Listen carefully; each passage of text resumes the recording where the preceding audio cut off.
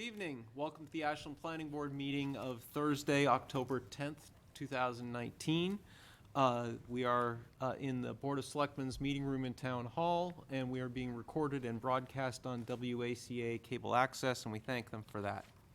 On our agenda tonight, we have a public hearing for the scenic roads permit that's been continued for Eversource. For their project on the pipeline, they need to potentially move several rock walls within the right-of-way, so that is what that is about. At 7:30, we have a public hearing on the next phase at 81 West Union Street. However, we have a request for a continuance from the developer, so there's not much that's going to happen tonight on that. At 8 o'clock, we have a continued public hearing for the site plan review for the proposed restaurant at the old Blockbuster building in the at 310, 320 Pond Street. And at 8:10 p.m., we have the initial public hearing for 12 Pond Street, the Fusion site or the Marconi site, depending on how long you've been in Ashland. So that's what's on the agenda for tonight. And we won't be able to start any of these items any earlier than the times I listed. So if we have any gaps, we'll fill them in with administrative items. So it being after 7:15, I'm going to call the public hearing back into order for the scenic roads permit for NSTAR doing business as Eversource Energy for the approval of a scenic roads application for the pipeline. Is the applicant here? And yes, you want to just come up just briefly, if anything has changed or other status? Yep. Good evening, Mr. Chairman. Thank you for hearing us tonight. My name is Matthew Waldrop, a Senior Environmental Specialist with Eversource, for the record. I don't have any updates for the board tonight.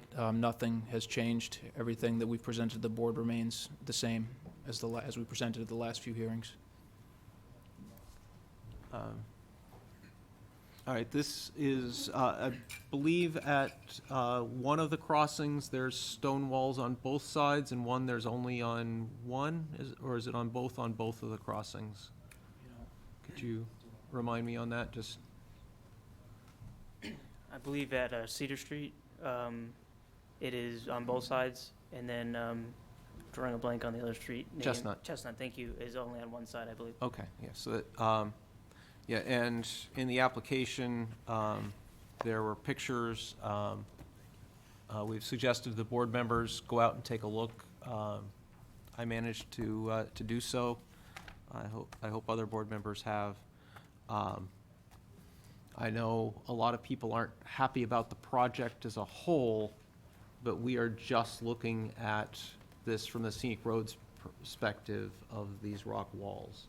Yeah, and Mr. Chairman, just Town Planner Peter Matchik, I want to kind of speak a little bit to this. I know at the last two meetings when the planning board did, review the application, there was talk about where the applicant stands with the Conservation Commission and also with the determination concerning the easement, which is actually item which is actually in land court, which is being spearheaded by the Board of Selectmen. So in doing so, in representing the planning board, I reached out to town council and I asked her if it was reasonable for the planning board to hold up a vote on the permit concerning the scenic roads permit as a whole.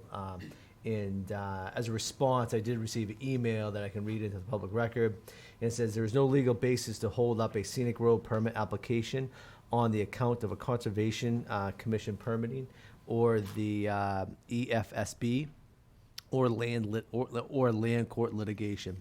So therefore, it is appropriate for this board to come to a conclusion and vote on the scenic road permit.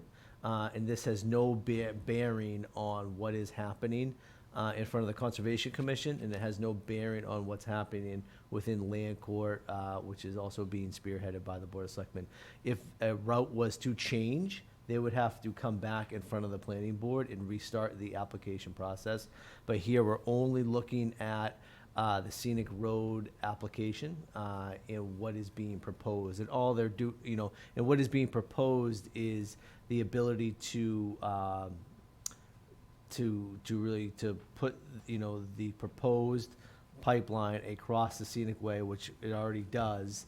And then they would have to take apart stone by stone historical the walls, put the infrastructure in, if permitted, and then replace the scenic walls, as found. And so, we do have picture evidence of how the walls are built and sit today. And then there would be inspections by the planning office to go out there and to make sure that everything was put back in place, as it was, prior to any construction work. So fairly, it's a scenic road application only. I just want to make that clear to the planning board and to the public. Okay. And did you write up a draft decision on this? I have, at this point, I have not. However, I think I have not. Okay. I'm not too sure. Typically, in my past positions, the scenic road permit was more or less a memo. But I can go back and look into the files to see if there was a decision. But at this point, I think it makes sense to close the public hearing and to talk about everything. Because I think we would want a written decision. I know Trish has specifically wanted in the decision a statement to the effect of the planning board is by no means endorsing the project or saying that this is something that should be done. We're simply recognizing that we need to treat Eversource the same way we would treat any Okay. other developer making a similar request. Okay. Okay. So is that, That's what Okay. I had said. Yeah. so? Whether that shows up, I don't know how that shows up. At some point, some way that needs to be in the decision. I think we all agreed on that, so. Okay.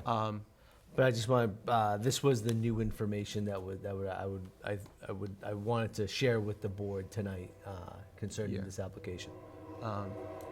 This is a public hearing, so we'll hear from any planning board members that have comments. I'll open up to the public, and we'll come back and discuss things, and then if we decide to, we could close the hearing and vote. So, any other comments from the board? I'd say, Peter, thanks for the update from town council. I think that's helpful to us in dealing with this.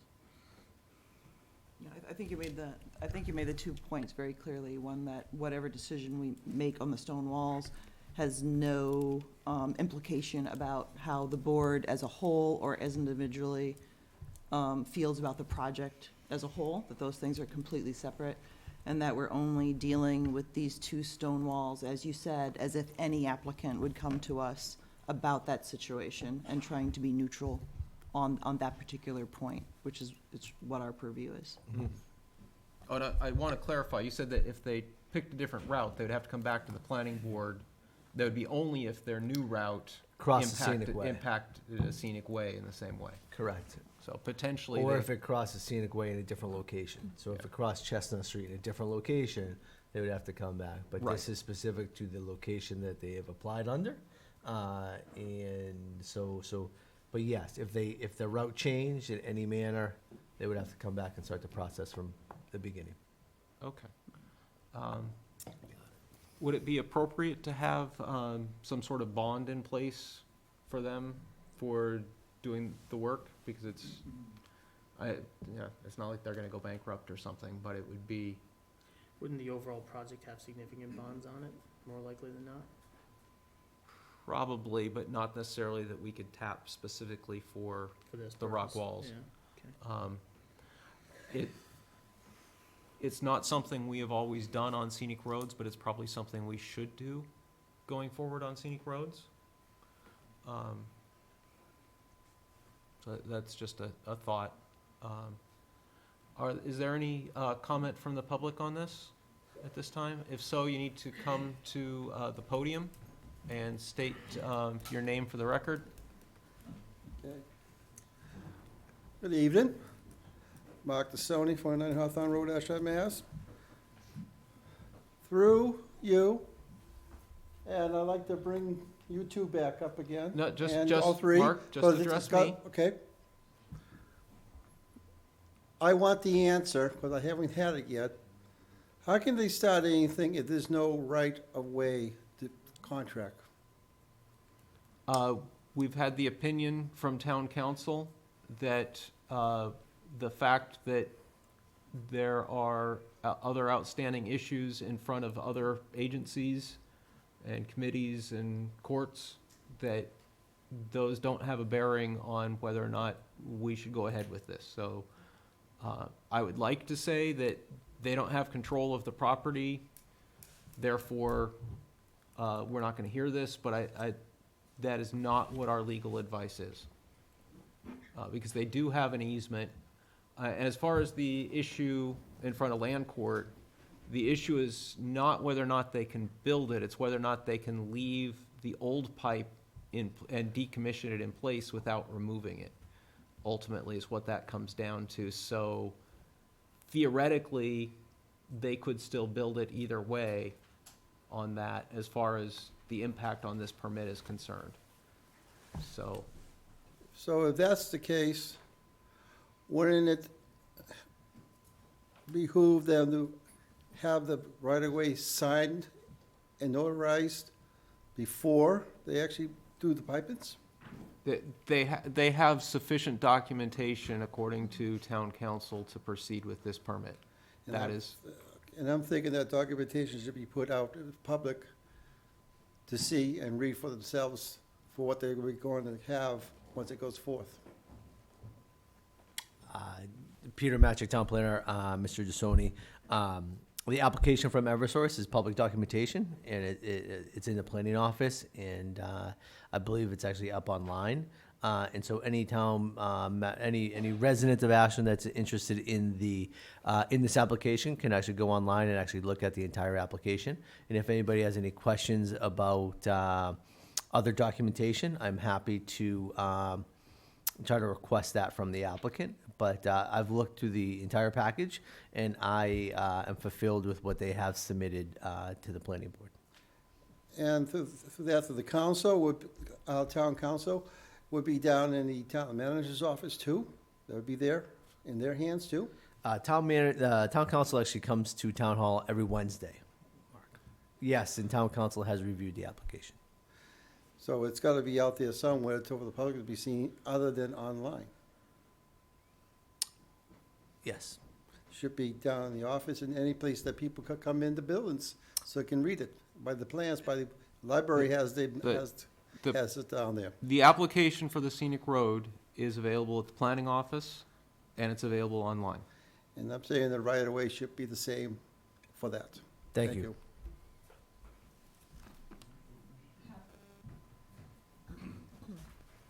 Good evening. My name is Jerry Schaufeld. I live at 28 Brayburn Lane in Ashland. And 2 points. One is, and it deals with the bridges. One is, I have no understanding at all why they are being allowed to even get as far as talking about tinkering with those bridges. There's no upside for our town.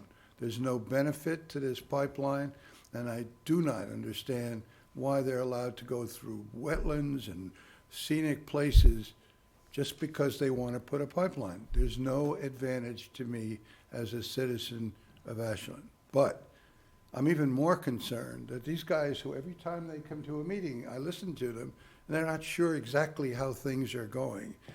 And what triggered it was your discussion about putting a bond in place. I think there ought to be an outrageous upside penalty for anything they do to not bring those walls back together the way they started. They damage a rock, they do anything, there should be a financial penalty, because if not, it comes back to us, and our scenic road has been damaged. So I'm here to support the idea of a bond, but I think it ought to be much larger. It's not a one offset bond, it ought to be a penalty for anything that they don't bring back to the scenic value.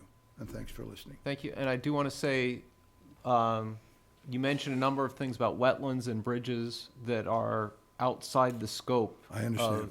And I just wanted to give you my perspective. I appreciate the perspective. Thank you. And you should know Yes, further, exactly, I am outraged at the whole project. Sorry. I think many people in town are. I'm done. Thank you for listening. Thank you.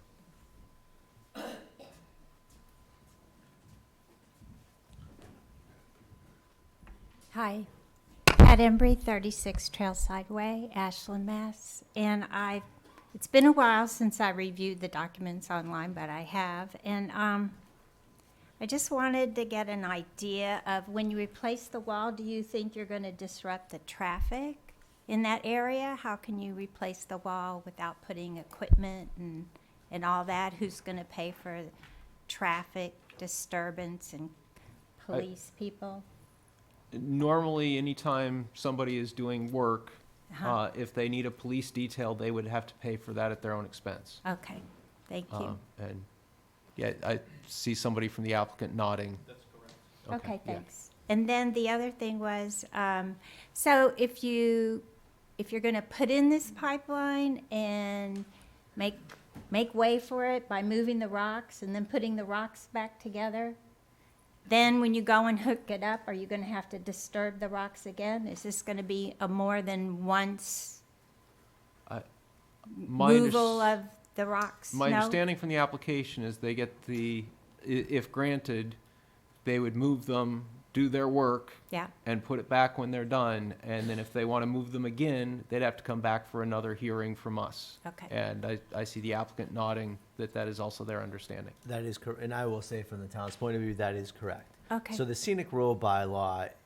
really, it's a master general bylaw, yeah, and it protects the maintenance, the trimming and removal of trees that are within the public way along scenic ways. yes. And then also it protects the stone walls, or the historical stone walls that line the scenic way, Mhm. which typically are in the right of way. Yes, I remember that. Okay. The pictures and the discussion, I just didn't remember that part. Yep, and anytime any work is done within that public way, a public hearing has to be held by the planning board.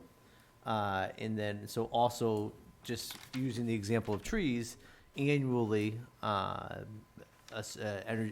annually, a company will come in and they'll go through, a number of trees that need to be trimmed, removed, that are within that public right of way for annual maintenance and trimming.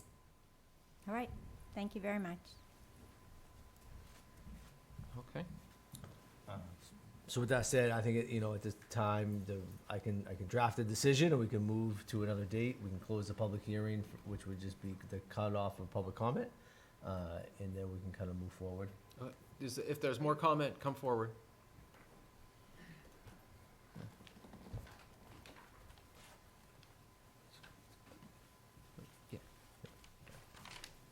Hi, Kathy Rooney, 136 Fountain Street.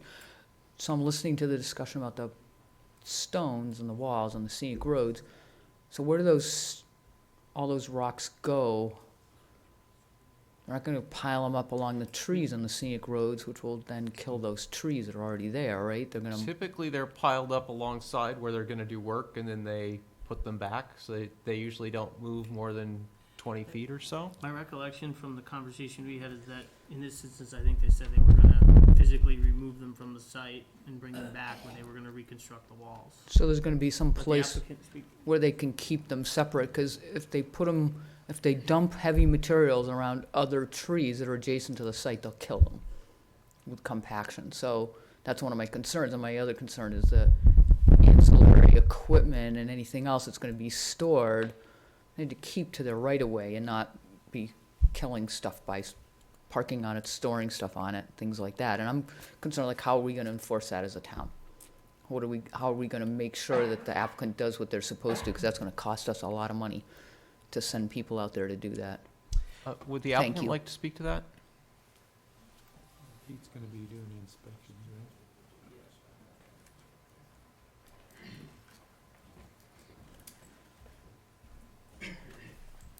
right? Thank you for your question. So in regards to where the rocks would go, I think probably would be best that, and I think our plan would be to relocate them off the site temporarily just for physical workspace, and not have them impede the workspace that is required to actually conduct the project.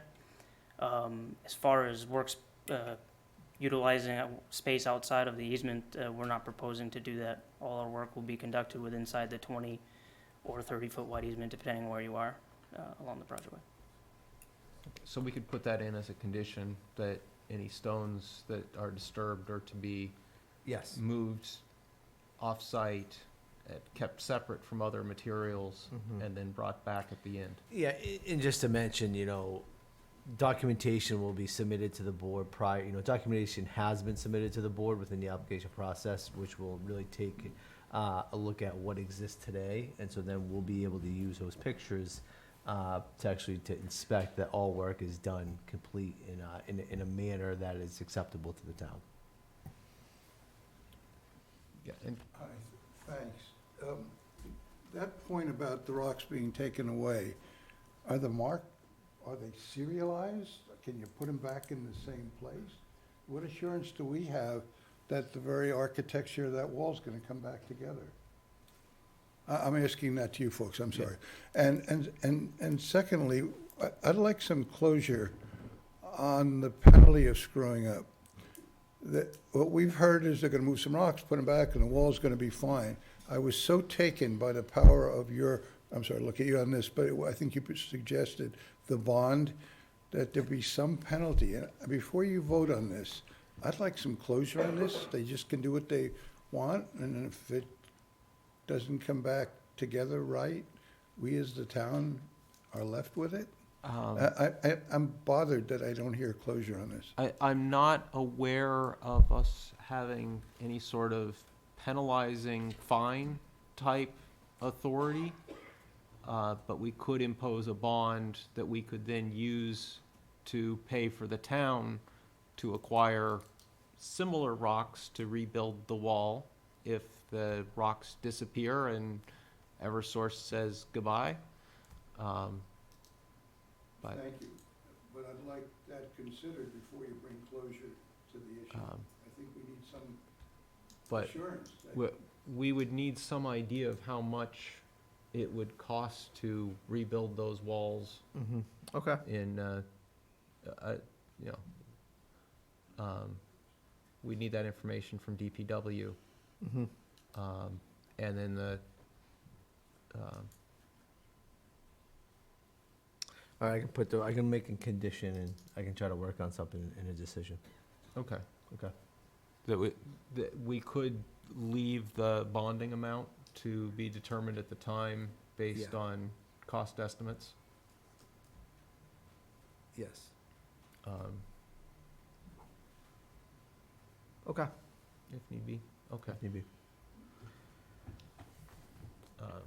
Yeah, having looked at the rock walls myself, they're not in the best shape. The Yeah, ones they're fairly, above, they, but- they all, I agree with you, Chairman. They're not in the best shape. Yeah, Yeah, Um, they're fairly, yeah, I believe the bylaw says that it has to be at least 2 courses of rock in the rock wall for it to count under the scenic road bylaw. I'll take a look at But- further with the but- courses, but yes, they are rock walls. There are 2 courses, but they are historical stone walls. And they Yes. are, I'm not too sure if Yeah. they could be determined structurally deficient. stone walls. My point is you'd have to, Covered right now, too, like Yeah, some- by Vines vegetation, and- and they're hard to see, and Yeah. It's I hard to will- tell for sure that there really are even 2 courses on some of there these. is, yeah, it's definitely overgrown, it's not a beautiful stone wall that you drive by and say, Yeah. wow, I'm sure it's there, but they're quite covered, right now. So I think we have 2 options. We can close the public hearing, and I can draft a decision and come back to the board, which I believe is the best option. And then we can come back and vote on it at the next meeting. And I feel like that's the sense that I'm picking up from the planning board. Mm. Okay. Yeah. All right. Any final word from the public before we close the public hearing? Okay. Is there a motion to close this public hearing? So moved? Second. All in favor? Aye. Any opposed? That passes 5-0. So we will vote, we should wait to vote on the permit until we have a decision drafted, or should we? I think that probably makes the most sense. I can draft a permit, I can put some decisions together, and I'll work with Eversource in the next coming days to make sure that we're on the same page, and answer any of the questions that I may have concerning the conditions, and then I can bring that back to the planning board. Okay. But at this point, the meeting's, the public hearing's closed, and I can start drafting a decision. Thank you. Okay, thank you. All right. It's after 7:30. We have a continued public hearing on 81 West Union Street, Phase 2 site review. This was continued from September 26th, and I believe we have a letter asking for another continuance. Yes, the planning board will be able to find the email from the applicant's attorney, Peter Barberi. The site is, thank you so much. Dated October 9th. For the record, Peter, Darren advised that we spoke this afternoon with Tony Ma. Tony Ma is actually the review engineer at GCG. They are the town's third-party review consultants. And he was told the plan was not complete, given that we, the applicants of 81 West Union Street, will likely need time to review and respond to all comments. The applicant, 81 Union Street, would like to request a continuance to the next planning board meeting. Right now, the next planning board meeting is scheduled for October 24th. Okay. Do we have a specific time that we should put this at? I think we should put that at, we're gonna do the public hearing for the zoning change, and that's gonna be slated for 7:15, I believe. Is that correct? And then we can put that after that, so maybe 7:30. All right. Is there a motion to continue this until 7:30 on the 24th? So moved. Second. All in favor? Aye. Any opposed? Passes 5-0. All right, our next item on the agenda is not until 8 o'clock. So we will skip forward to administrative matters, future meetings, public hearings. So the next public meeting is going to be on October 24th, and I hate to bore the audience with all those details, but we're running into a very busy time this season. I think this is the busiest time of the season coming up for the planning board, and that's because of holidays, Thanksgiving and Christmas. Once we go past November, into November, the second and the fourth Thursday of the month in November is going to be November 14th, and then November 28th. November 28th is going to be Thanksgiving, and I don't think anybody wants to meet in Town Hall on the night of Thanksgiving. So with that said, does the planning board want to meet, just cancel the meeting, the second meeting in November? Or try to, and I think that's typically what you normally have done in the years past. Yeah, I think that's what we need to do. Okay, so we're gonna host one meeting in November, and that's gonna be on November 7th. And just to alert everybody, everybody on the board, and 7th or the 14th? I'm sorry, the 14th. Okay. I'm getting ahead of myself. I believe special town meeting is gonna be scheduled for November 20th. 20th. The 20th, which is a Wednesday night. So that really kind of makes up for that second meeting. And so that's the game plan. And then in December, the second Thursday of the month in December is going to be December 12th. And then the fourth Thursday is going to be December 26th, which is known as Boxing Day. St. Stephen's Day. So we're gonna have one meeting in December. And then we'll go back to a 2-meeting schedule come the beginning of the year. Yep, that sounds pretty typical. Does that seem pretty typical for this committee and board moving forward? Yep. Okay, so that is going to highlight the meeting dates in November and December. Can you just give me the December date again? December 12th. Thank you. All right. Should we skip forward to minutes? Do we have some minutes in the back here? Or is- I see minutes from September 12th. Looks like the only set that we have here.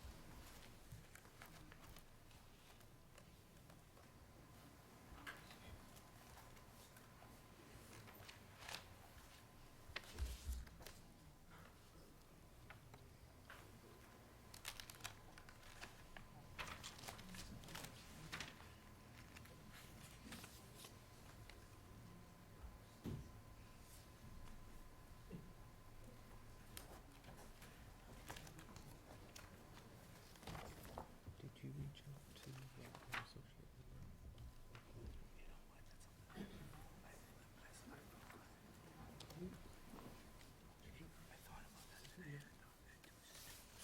September 12th. But this is one copy of what I brought. Copied it earlier in the day, but I think there's, they found minutes for the 12th. Yeah. Under 5. 5. I'm just wondering how you got the adjournment motion before I did.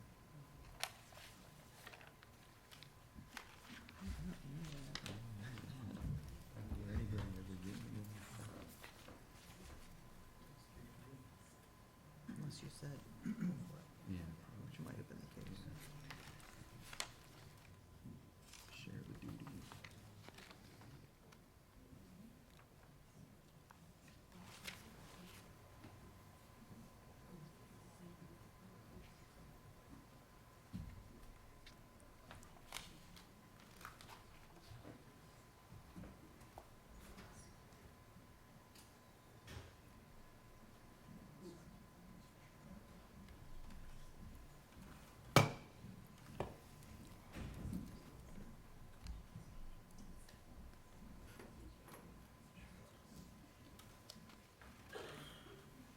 Page 156. Oh, sorry, page 4 of 156. Typo and benefit. Yes, very first word on line 156. Okay. Spelling error.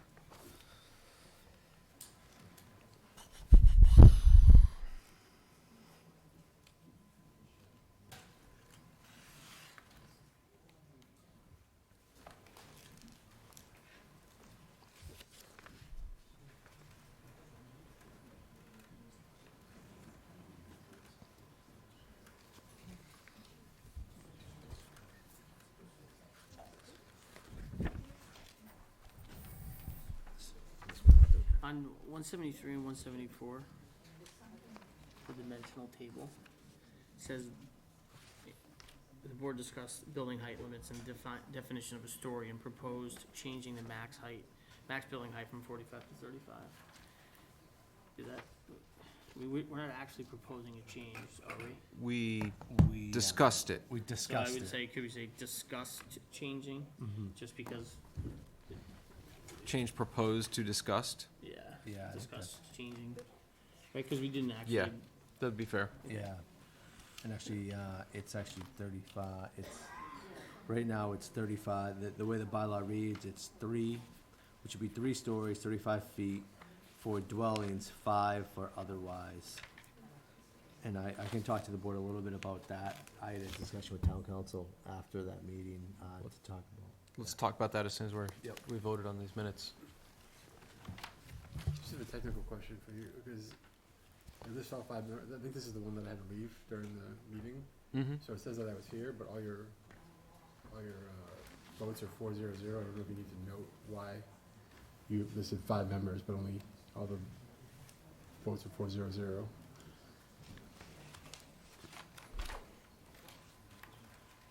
Should we just put a note on line 4 after Philip Williams, member, parentheses, left early? I- Yeah, that's I fine. just think someone might be curious if they see 5 people and there's only 4 Yeah, that makes votes for sense. everything. We can make a note. Do we, I think on lines, oh, sorry. no, go ahead. On lines 50 and 109, there's just,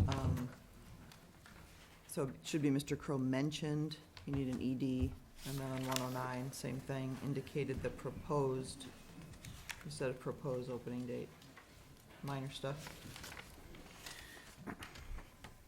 Don't we typically, Oh. note attachments? Yes. Or other documents that go along here?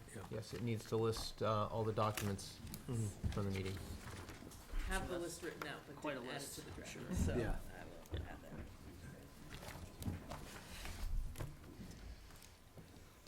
that. Are we ready to approve the minutes with corrections? Do you need a motion for that? Yes, I do. So moved. Second. All in favor? Aye. Aye. Any opposed? That passes 5-0. All right, one of the items in the minutes, it talked about the discussing, changing the zoning on building heights, and you have an update on that. Yeah, I just wanted to tell the board, you know, we did discuss it, and I discussed it with town council, and we actually were going through the bylaws. We had a kind of a more of a robust discussion on height, and definitions of height, a definition of a story, definition of a ridge line and a gutter line, and definition of mean average grade, which all come into the factor in really the formula of how do you get to your specific level of height. And so, really, the bylaws today do not have any definitions for those terms.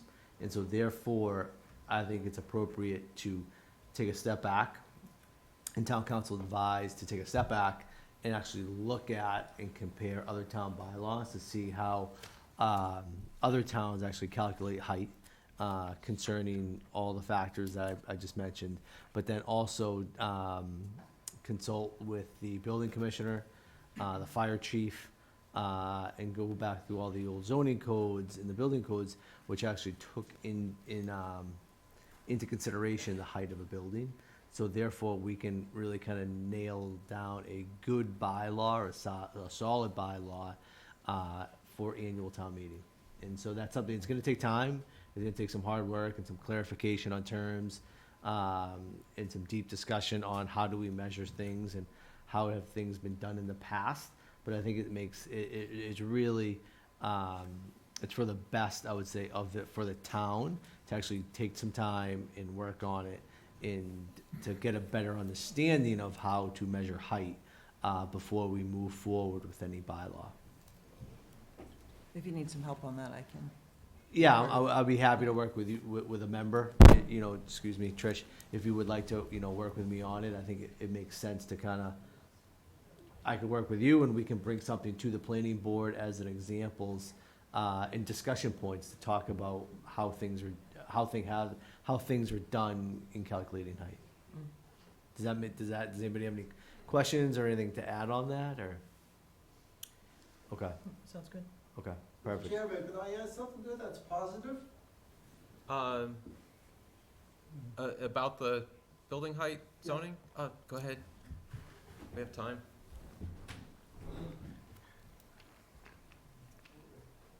Again, Martha Sony. And to Mr.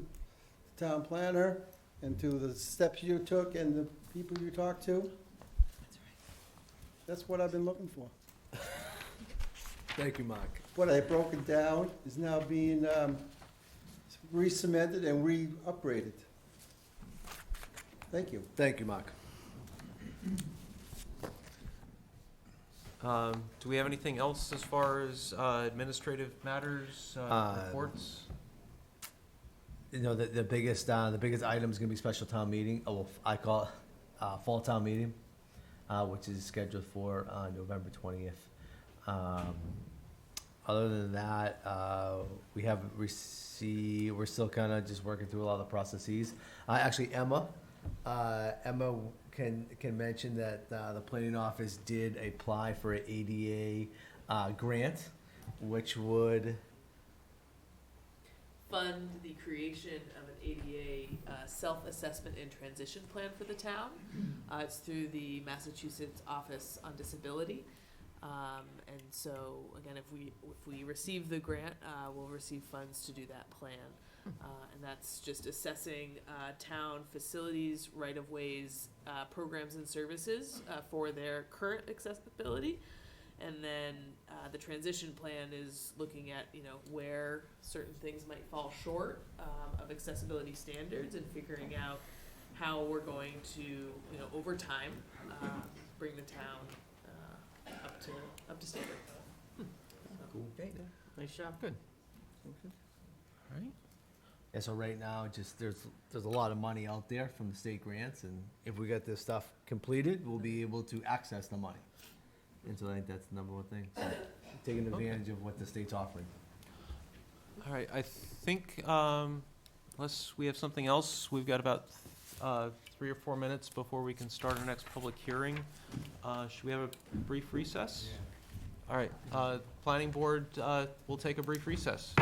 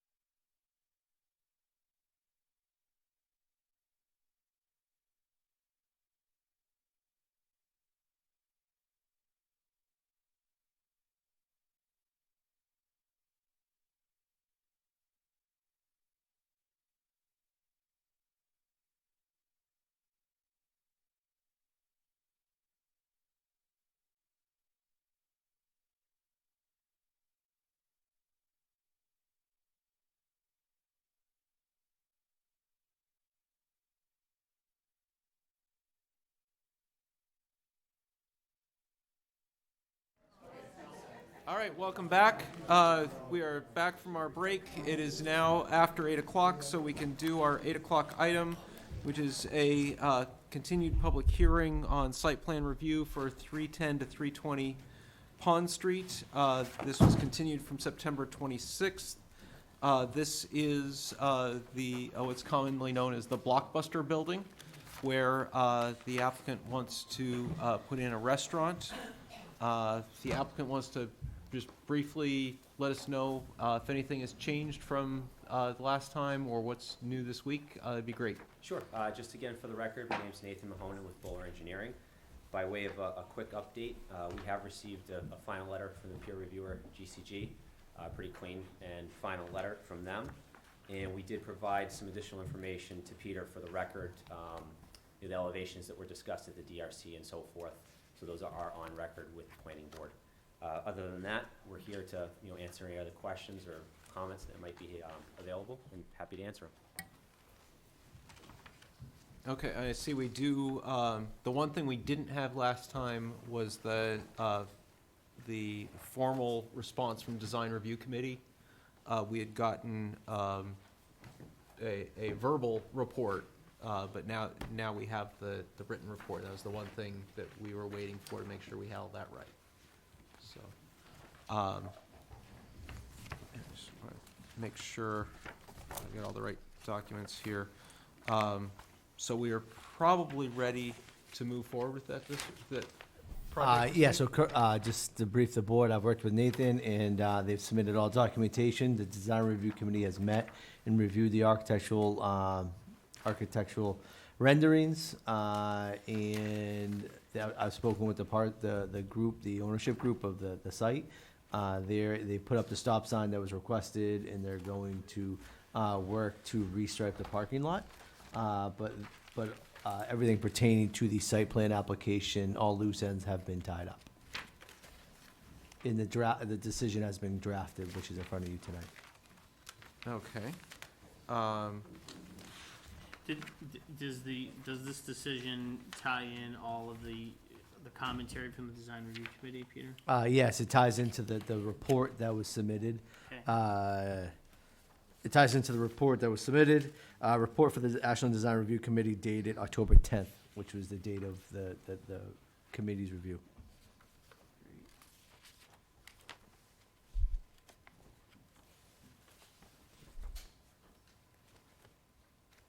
I'm just looking through the final GCG recommendations. It says an O&M plan, operation and maintenance, Yep. is recommended. And I put that in the condition, the applicant shall submit the O&M plan at the time of the pre-construction meeting, which will take place fairly soon after. I see some references to subject to Conservation Commission approval. Is there a Conservation Commission application in process? It's in the process right now. Okay, so it's being done independently. It's being done independently, yes. And if we were to reach a decision tonight before Conservation Commission has made their determination, is there a chance they'd have to come back to us for a modification based on conditions or changes that Conservation Commission might require? And that's a question for the applicant. I don't believe so. The request is for a stormwater permit, and the only threshold we trigger on that is because we require site plan approval.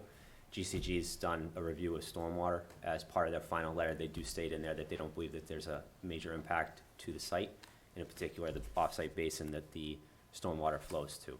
So I think it's, I don't think there's any large chance there's going to be any sort of substantial revisions that will require us to come back before the board. Okay.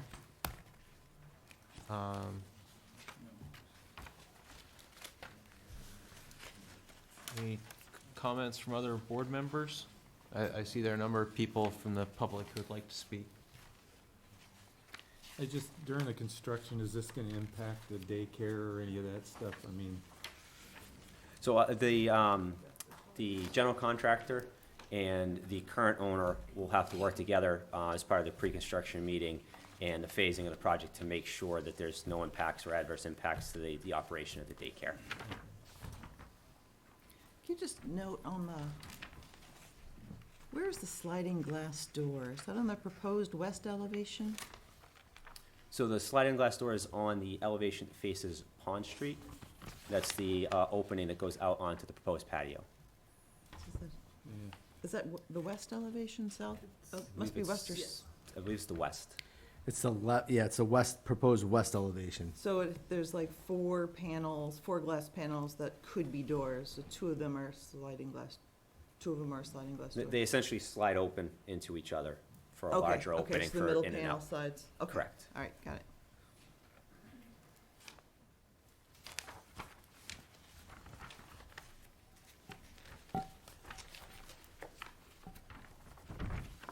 Is there anything in our draft decision that puts a time limit on it? I know, It's 2 years. I just don't see that in Yeah. the decision. We accidentally left that out of a decision, and that bit us once. Right up here on the past page, in accordance with section of the bylaw, it's actually on the signature page. Okay, Lapse after 2 years. okay.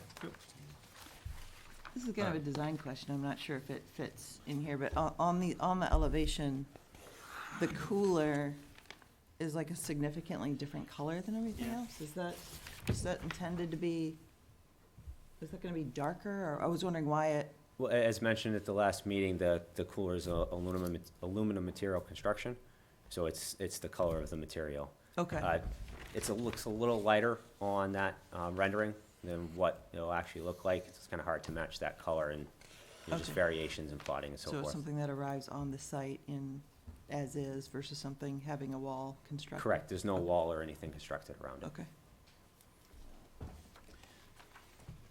But this decision includes the requirement to do the landscaping around that cooler? Correct? I can add that as a condition. We actually submitted just It's actually on the updated plans Yes. that included the DRC recommendations, including the landscaping around the cooler. So it reflects it? Okay. Correct. Yeah. Correct. Thank you.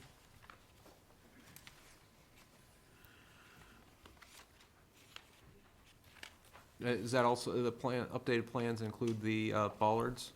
It includes the bollard and the sidewalk connection to Pond Street. Okay. Let's see, are these those plans? No. We have a live set. Have you verified that Yes. those are there? Yeah, Okay. I verified them, and the updated plan is reflected within the decision. Okay. And on, okay, we talked about the couple of parking spots that were gonna be compact, is that in there? I think Or we that didn't decided that matter? putting more paint on the asphalt wasn't Yeah. really gonna make any difference. Okay, so there's nothing that needs to be It's not done that there, they're yeah. narrow, they're just a little shorter, Yeah, And they're already existing. so. okay.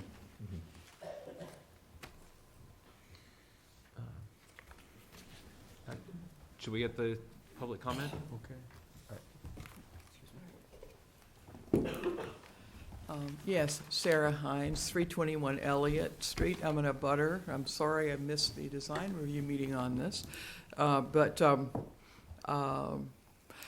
there's an administrative issue. The current owner of the shopping center, this has to do with the Pond Street redo project, got accepted a curb cut off of 126 that would have allowed the entrance left turns off of 126. And I believe it was going to come right through Blockbuster.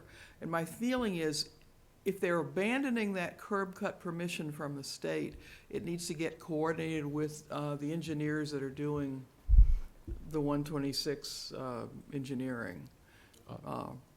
Correct me if I am wrong, but my understanding is that the plans for the construction, which I think is happening next year, is a roundabout at Spyglass Hill Yeah, and the intersection at Elliott, and I don't think there is any. No, they, wasn't it, there was approved by the state, the owner went separately from the Pond Street project and got an approved curb cut from the state that would have allowed for a left turn off of Pond Street Right, into the thing. But that owner's now contemplating selling this property for this project. Yeah, yeah, I can't see how we would want somebody making a left turn out of there Well, at the- that point in Pond Street when It there's the was- roundabout right there. It's too close to the roundabout. Well, I know, I'm just thinking, did they actually abandon it? Because it's still possible. I mean, I don't know, I don't have the site plan in front of me, so I'm not really sure, but, anyway, it was just a question of that should be coordinated, because I don't know if the state still thinks that curb cut's happening, or what. Town planner Peter Matchik, I can say that the applicant has received the most updated plans from the state. And I did share those with the Okay, applicants okay. during this process. And so the applicants are aware of the state project, which will happen on Route 126. Yeah, well, we can only hope. Yeah, my other only gripe is that, as an abutter, I gave an easement to the shopping center owner when it was built, and they were to have built a fence or landscaping along that exit wall onto Elliott Street. They never did. I get all sorts of junk dropped over there, and they put up lighting for Restore came in that is like just glares into my house. It's not shielded whatsoever. I know that's not the same client as the restaurant. I'm kind of happy we're getting a restaurant, but I have some issues with the shopping center owner on that behalf. Okay, I can work with you offline on those issues Okay, and okay. and then try to take it from there. Because otherwise, I'm happy it's coming. I'm glad.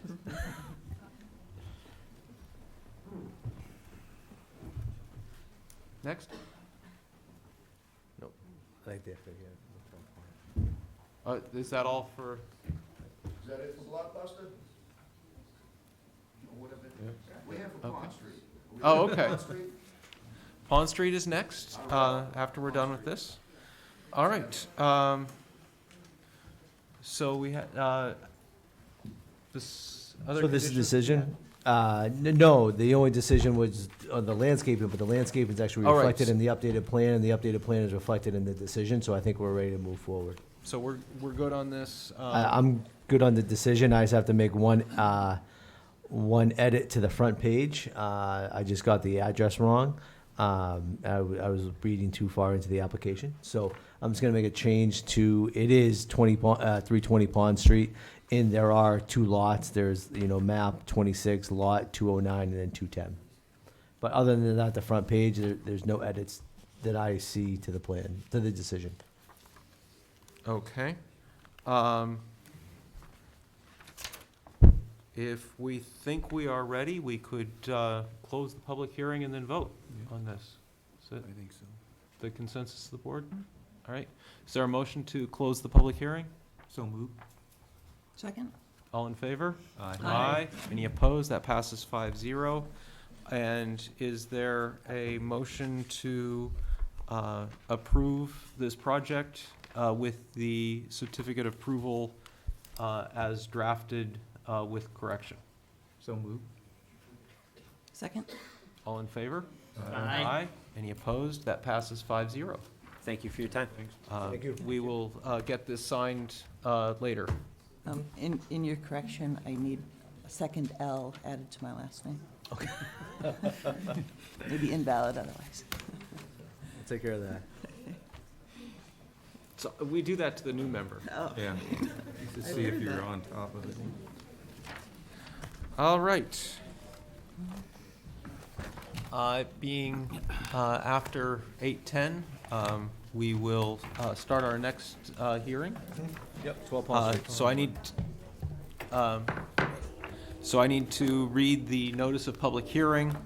The Ashland Planning Board will hold a public hearing on Thursday, October 10th, 2019, at 7:15 PM in the Board of Selectmen Meeting Room, second floor, Ashland Town Hall, 101 Main Street, Ashland, Mass., to hear the petition of 12 Pond Street Realty Trust, care of Terrence P. Morris Esquire, requesting a special permit, design plan review, and site plan review per Chapter 40A, Section 6 of the Massachusetts Zoning Act, and Chapter 282, 8.8 Pond Street Mixed Use Overlay District, 9.6 Design Plan Review, and 9.4 Site Plan Review of the Ashland bylaws. The applicant is seeking a special permit for a 3-story mixed-use building with 16 residential units, 4 of which will be affordable, above-ground floor, non-residential use. Parking will consist of 42 spaces, both within the building, 23, and open air, 19.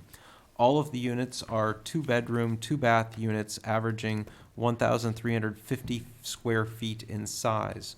The ground floor will contain 2 commercial spaces totaling 2,970 square feet. The property in question is located at 12 Pond Street, Assessor's Map 16, lots 180 to 184 in the Highway Commerce Zoning District and Pond Street Mixed Use Overlay District. Parties wishing to be heard on this matter should submit comments to the planning board ahead of time and/or appear at the time and place indicated above. Materials may be viewed at the town hall during normal business hours or at the website. For more information or to submit comments, you can contact Peter Matchek, and his phone number and email address are listed. So that said, I will turn this over to the applicant to introduce the project. Thank you, Mr. Well, Chairman. actually, before we do that, I'd like to, I'm sorry for cutting off, I'd like to take a liberty to go back and just give a little bit of background on this for people. There's been a lot of talk about this project in town since, I think, the spring is when it first started working its way through various discussions. At the planning board, we had at a public meeting in, I think, July, the applicant gave us a preview of this is what we're thinking about. At a recent meeting, pardon? Yes, Yeah. yes.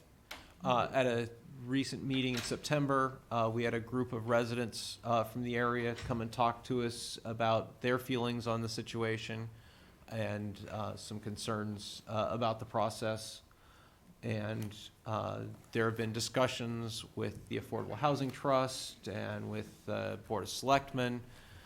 And so there's a lot of history of this project, but tonight marks the start of the planning board process.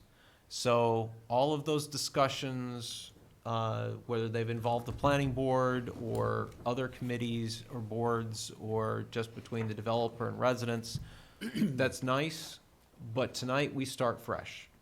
Tonight is a brand new process, and the planning board is here to give it a fair shake. So with that said, Thank please you, proceed. Mr. Chairman, members of the board. For the record, my name is Terry Morris. I'm an attorney with offices at 57 Elm Road in Newton, and I'm here representing the petitioner, 12 Pond Street Realty Trust trustee, Mr. Charles Zamuto. I think it's important to start with where we are, and that's why that first slide is shown up on the screen. The existing conditions at the subject site. It is 12 Pond Street is the address, but we also know it as Route 126, a state highway. The underlying zoning for this district is commercial highway, which allows a number of uses: hotel, motel, office buildings, mini storage warehouse facility, construction yard, or landscaping business. All of those would be allowed by right. In addition, any non-residential use under the bylaw can be as high as 5 stories, by right. The existing one-story building, which you see, is entirely surrounded by asphalt. That is one view, and then we have actually a second view looking from Douglas, and then also from Greenhalgh. It's entirely, as I said, entirely surrounded by asphalt, which makes it 100% impervious. This condition, during the course of meetings that we held with the neighbors, we heard complaints about flooding in the neighborhood, and undoubtedly the existence of the current site in this present state contributes to periodic neighborhood complaints about the flooding, because it certainly doesn't alleviate it, and certainly is contributory. So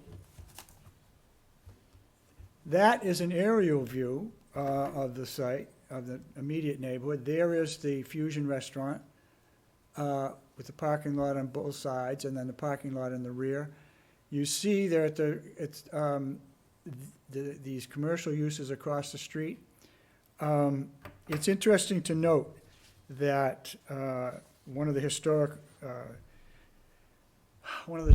contributions of zoning in many communities, zoning wasn't first introduced until the 1920s, and by that time, many communities had already established land use patterns. And I strongly suspect that the existing commercial uses and much of the development along that section of Pond Street, or 126, preceded zoning. And so when zoning was introduced, typically what people did was they looked at what was already in place and then they superimposed a zoning district to accommodate the prevalent uses within that district. I think for that reason, that explains somewhat why the stretch of 126 and Pond Street is zoned commercial highway, because of that historic evolution of the land uses in the neighborhood. But to its credit, the town of Ashland had a broader vision for this strip. And for that led some years ago for the town town meeting to adopt an overlay district, Pond Street Mixed Use Overlay District. And I think it's noteworthy to recite the overall purpose of that district. As stated in the bylaw, it's certainly first to promote economic development, also to encourage more efficient use of infrastructure, and go on to add vitality to the corridor and provide better access to employment opportunities and services. All of these things by allowing high-density mixed residential and commercial uses within the same building. So to evaluate this proposal, and I would say that I believe, as I understand it, our proposal is the first to come along under this mixed-use district. Why is that significant? Because you may hear a lot of talk about context. In fact, we were at the Design Review Committee two nights ago, and the design review criteria, a 79-page document, was introduced in evidence, and a lot of it was talking about context. But the context that exists now is this. This is what you see. It's a little bit hard to establish context when, in fact, we are essentially, my client is a pioneer here. So we should move to the criteria that's set forth in the bylaw to evaluate projects of this type. And I quote, the first is the adequacy of the site in relation to the size of the proposed structure. The adequacy of the site, the size of the proposed structure. The size of this structure has been a subject of a lot of discussion over the last several months. It's my experience as a practitioner in zoning and land use matters that the size of a building is evaluated by applying certain dimensional controls that are set forth in the zoning bylaw. These are lot frontage, setback, setbacks, lot frontage, lot area, the size of the lot, height of the buildings. All of these things contribute to the ultimate determination of the massing of the building. When we first introduced this project, let's see if I find this.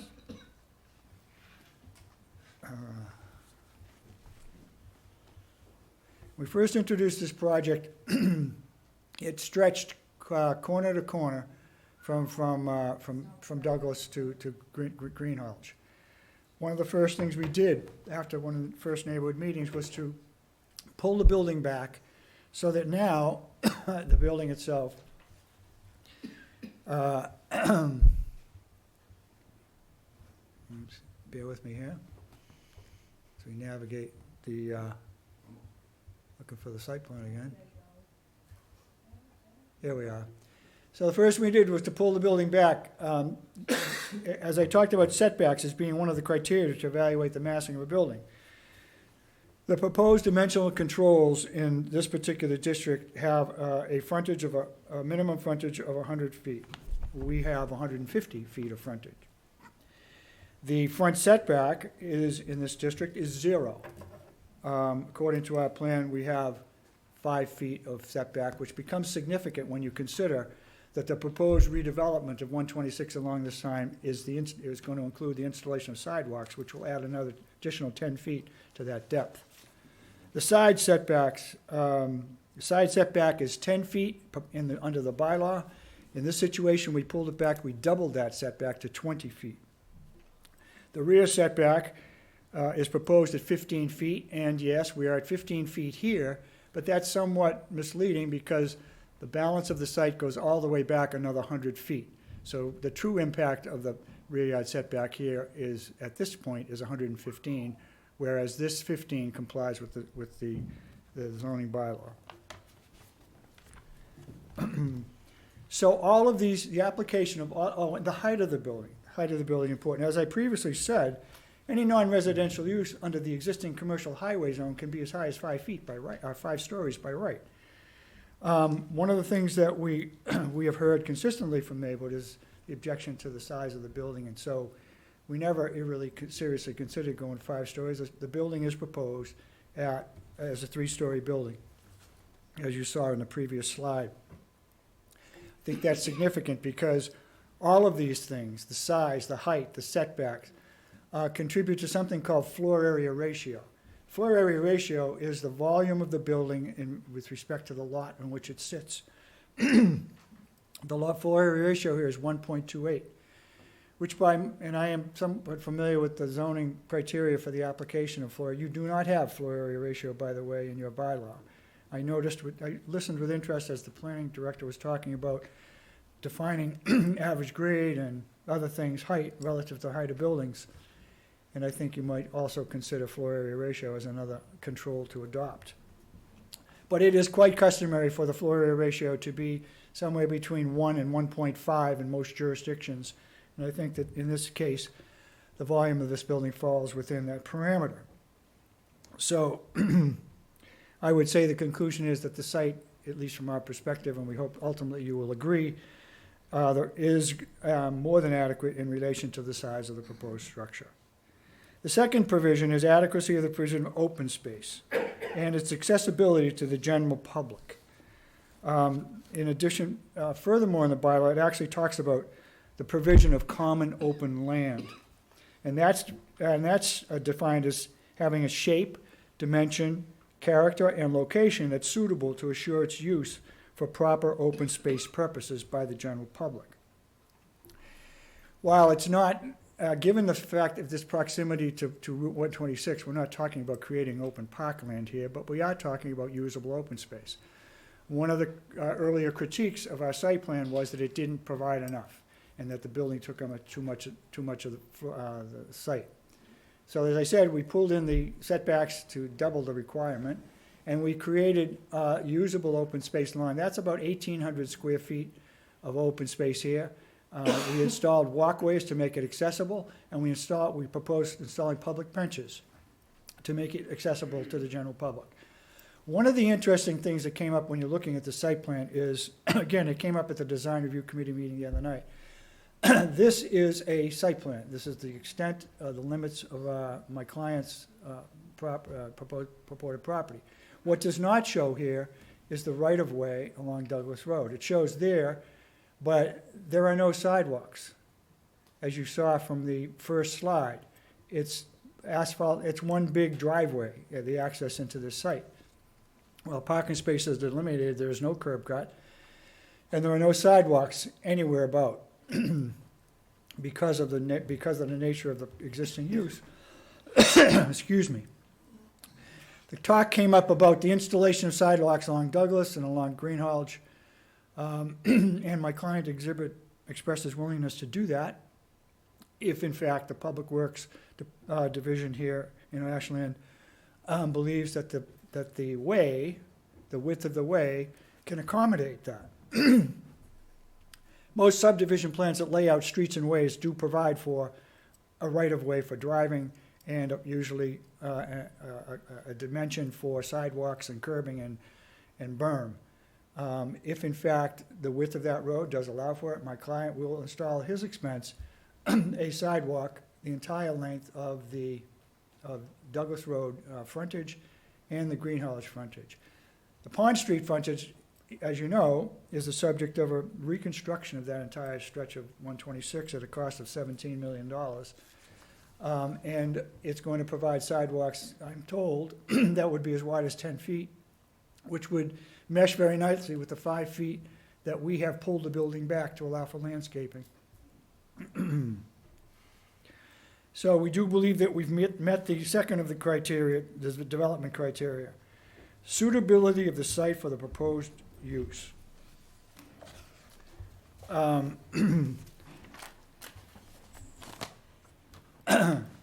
As I said, the commercial highway district exists for at least a block on either side of 126, and then beyond that, of course, are residential neighborhoods. Indeed, perhaps a century ago, there were houses built along 126, perhaps when it was just a dirt road, that go back more than 100 years. Some of them have been converted to commercial use.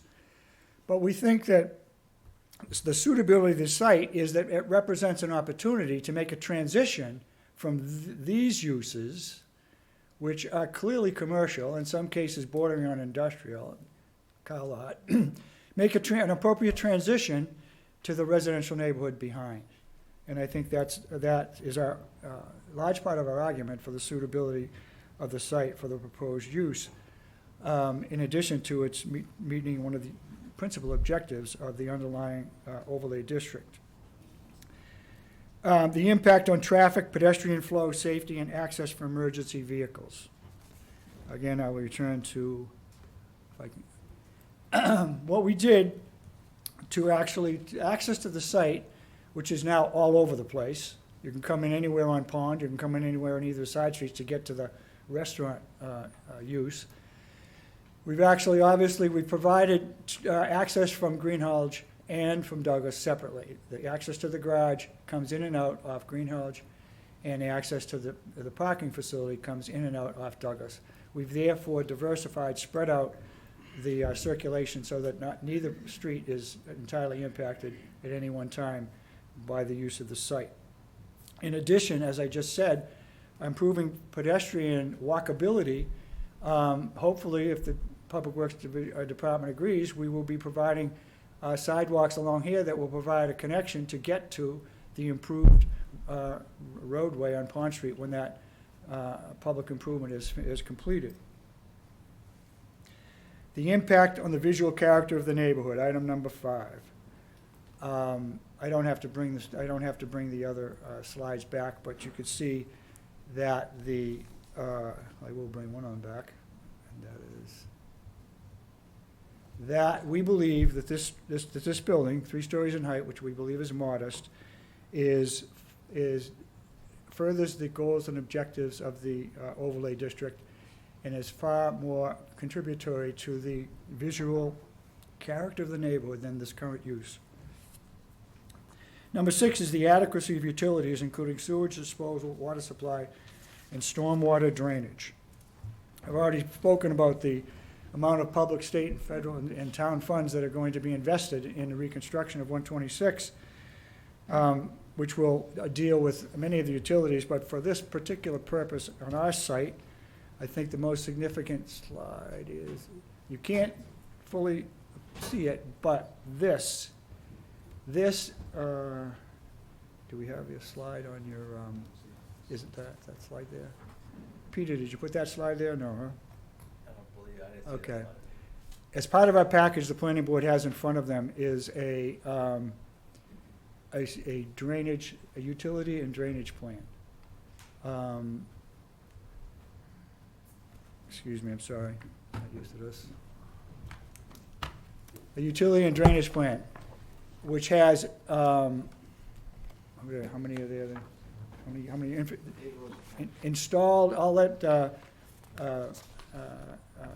Rick Salvo talk about, he's our engineer, he's designed it. We are installing a stormwater retention system underneath this parking lot. I forget how many structures, 80 structures to capture stormwater runoff. And all of that water will be retained on site. All that water will be retained on site, meaning it no longer will contribute to any of the potential flooding problems that the neighborhood has experienced. The degree, number 7 is the degree to which the proposed project complies with the stated purpose of the bylaw. Ultimately, members of the board, that's your decision. And we are presenting the evidence of that, we hope. We strongly believe that, I talked earlier about the evolution, how the land use pattern in this neighborhood evolved haphazardly, historically, without any thought to planning, zoning, land use patterns.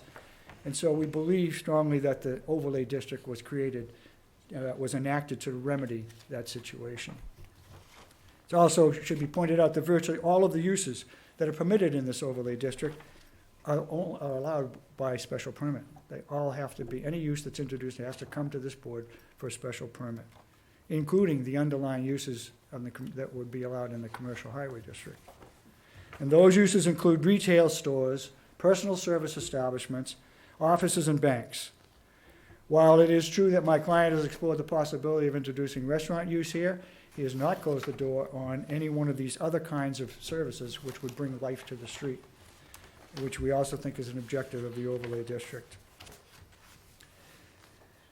The one dimensional control that we don't quite meet there is a density provision in here that provides that the number of units is governed by the size of the lot. The lot size here is 30,000 square feet, 3/4 of an acre.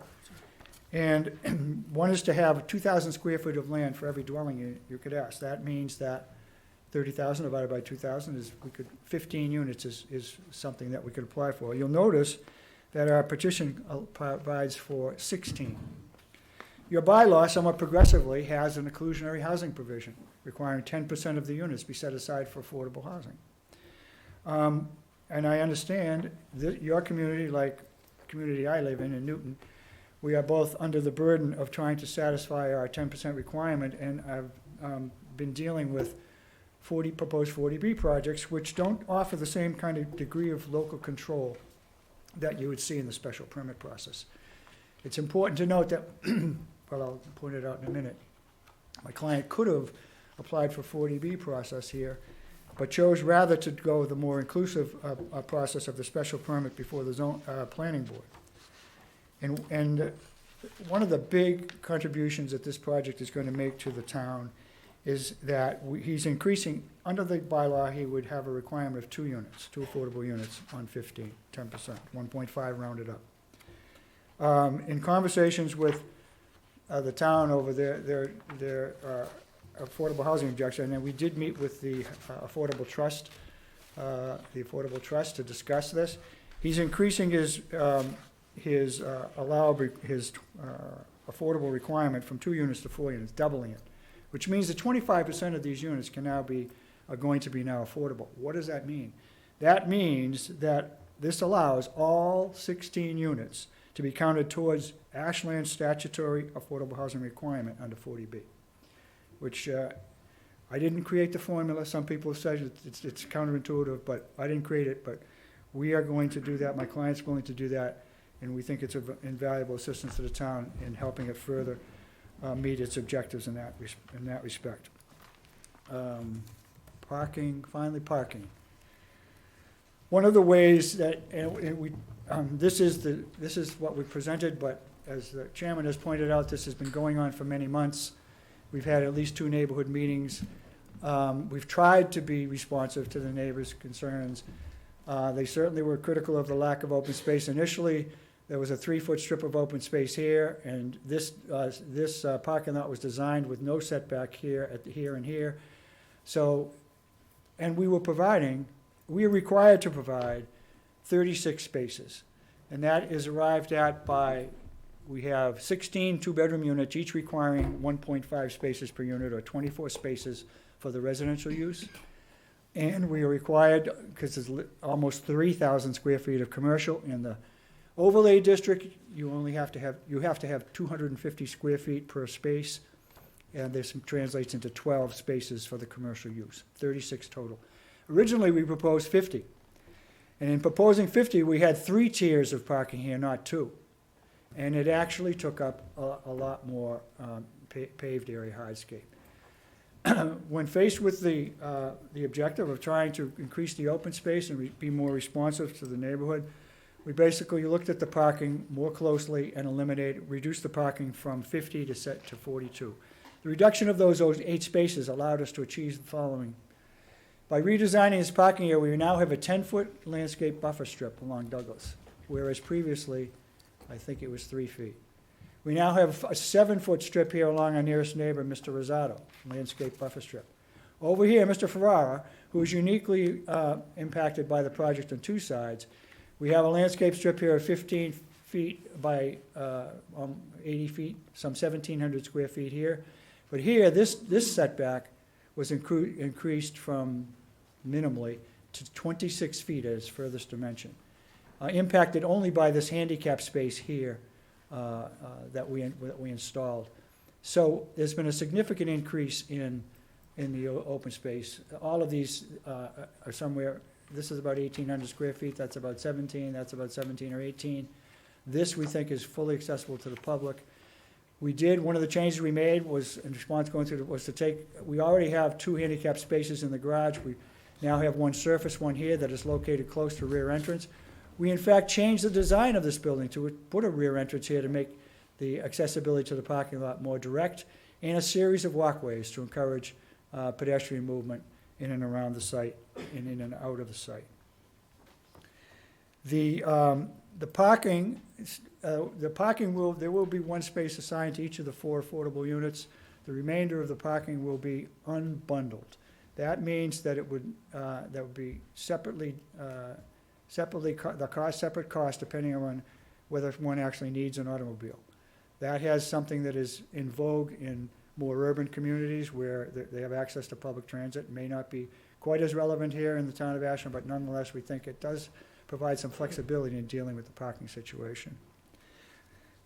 Finally, we come to, again, referring back to the bylaw, there are review standards set forth at the end of that bylaw, and it says, this should be a unique and identifiable place and destination for residents, visitors, and business affairs. And we think that certainly if you looked at the first slide that we started with and what we're proposing here, that certainly we have created a space which we think is unique and identifiable, and it should be a destination point.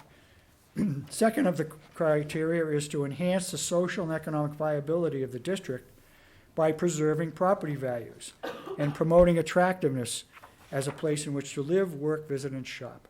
Again, as you saw what the current use is and the existing conditions, we do believe that ultimately the redevelopment of this site as proposed will enhance the values of all the properties around. But more importantly, we think it'll also act as a stimulus to further redevelopment and renewal of this stretch of 126. One of the things that the criteria for value, the review standards, is to encourage building and design that are of high quality and appearance. One of the things that we touched on when we went to the design review committee was the materials involved in the building. Materials. What is that building? The building is going to be constructed with a hardy board material with PVC trim all around, so it's very low maintenance and durable. The roof is going to be high quality architect style shingles. The roof plan will be has a slight mansard look to it. That means all of the HVAC equipment will be on the roof and out of sight. So in addition to putting half the parking out of sight, we're also contributing to an improved site plan by making sure that people aren't looking at AC conditioners on the ground. Lastly, and I mean lastly, and I appreciate your patience, it's to promote flexibility. The objective is just to promote flexibility in variety of development to enhance the natural aesthetic qualities of the district.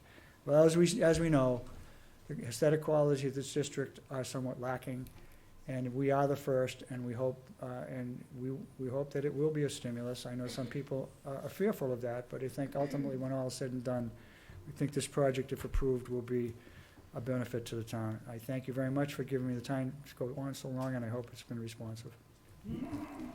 Thank you very much. Any initial reactions from the board before I open it up to the public?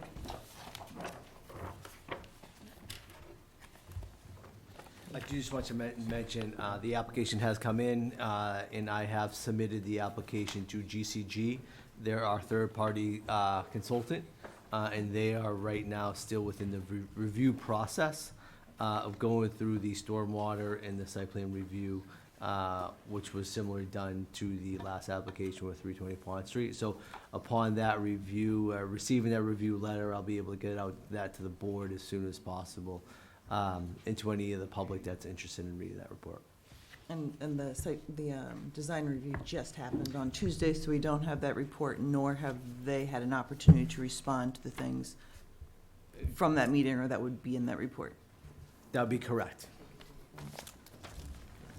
So is design review continuing their process? Yeah, so the design review has continued the process To October 22nd. They requested a little more information, and we'll be meeting then. Could you get Oh. They continued, the design review committee continued until October 22nd. And I do want to note, before the public speaks, that we have received a large number of emails and other communications on this.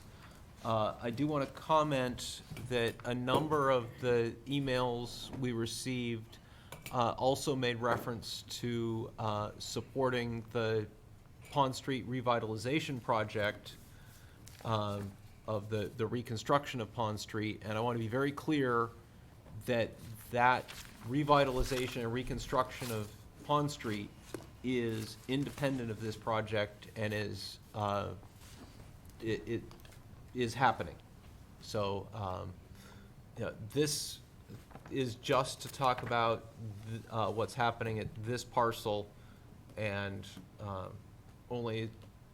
only relates to other areas to the extent that it impacts them and sets a precedent or whatever. But it's not, the reconstruction of Pond Street is happening regardless. So just want to be clear, just be absolutely clear on that. And I think it would be fair to say that what we've heard from the residents up to this point is the people who live in the immediate neighborhood have expressed lots of concerns, and the people who live farther away have been highly supportive, I think is the general consensus. And there are plenty of exceptions on both sides. But I think that's at least 80% in both cases, I would say. That's, at least that's been my observation. With that said, I will open this up to members of the public who would like to have a comment or ask questions.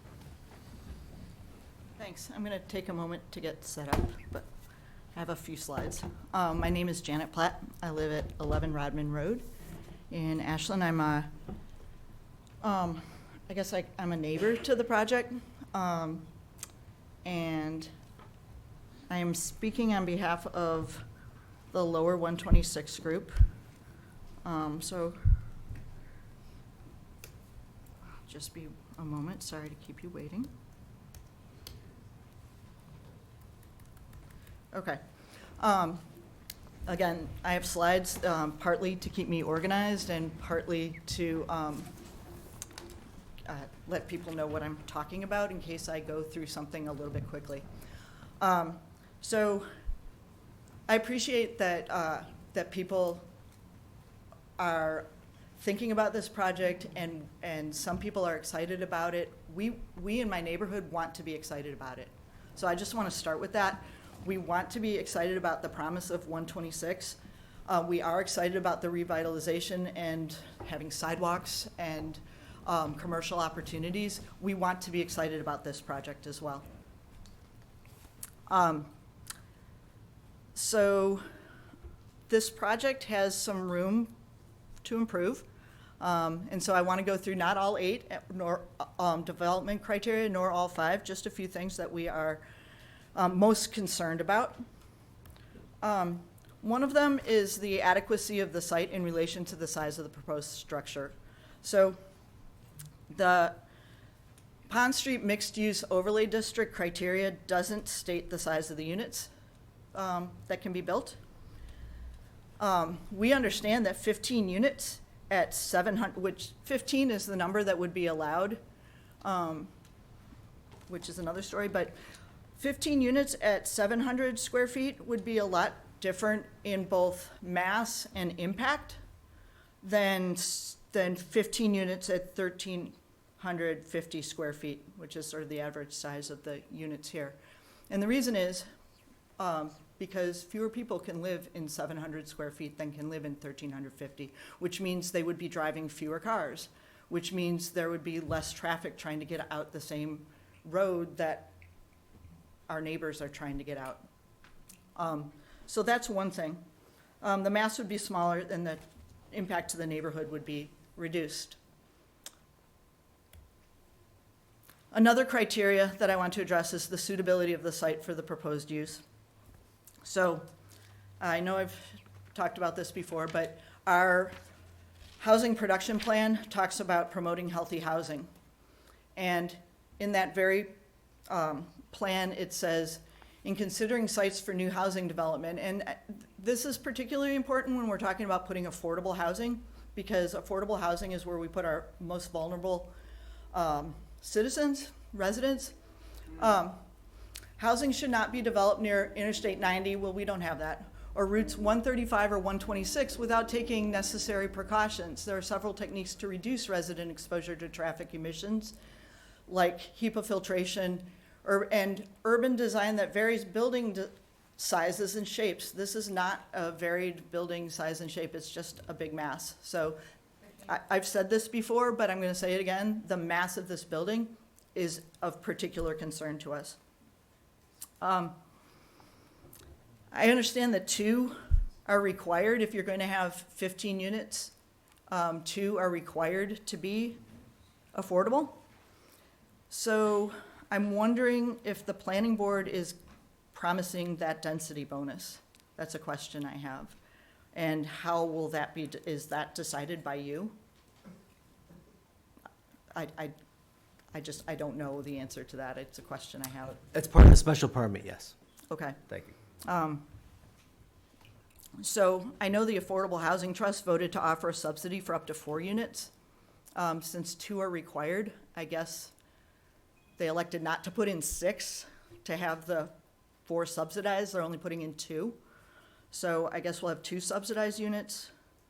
And I am disappointed that with this many units, we're going to get to call 16 affordable, but they're not actually going to be affordable, but I didn't make those rules, so there Just it as is. a correction, you would have 4 subsidized units, so all 16 units could count on the town's SHI, which stands for Shared Housing Inventory. So Yeah, do we but- have to okay, subsidize them for them? What, there's to a be- difference between, I just want the correction of the number of units. there's some confusion on the terminology here. Yep. Some people use the term subsidized to mean that the people who qualify can obtain them at a lower price. So there are 4 units that are classified as affordable and could be termed as subsidized. However, I'm aware that there is some agreement between, I believe, the Affordable Housing Trust and the developer, where they are using their funds to pay the developer to make more than the 2 required units affordable. And so there are, I believe, and I'm not a party to this, and it's not necessarily even directly relevant to the planning board, but I believe they have paid for 2 additional units to be affordable, bringing it up to the 25%. I Okay. think that's how that deal was structured, but that deal is outside the purview of the planning board. And as far as the planning board is concerned, they're offering 4 out of 16 units to be affordable, and whatever deal they have with the rest of the town is their business. Okay. And as far as my neighborhood is concerned, 16 units is a lot. Okay. The next criteria is impact on traffic, pedestrian flow, and safety, and access for emergency vehicles. So I've actually seen a lot of planning board meetings, both in person and on TV, and I know you carefully consider these things. So please carefully consider these things when you look at the impact of this project on particularly Greenhouse Street and Douglas Street, Greenhouse Road and Douglas Street. The next criteria is impact on the visual character of the neighborhood. And I honestly almost don't know what else to say here. I understand the plans. Some people, like my mother-in-law, can't really see something that isn't there yet. But even she can understand that this building is taller than the tallest building in my neighborhood, wider than the widest building in my neighborhood, and it would fit all of the houses on Greenhouse Road. It would fit all of the people on Greenhouse Road and 23 cars, all within this building.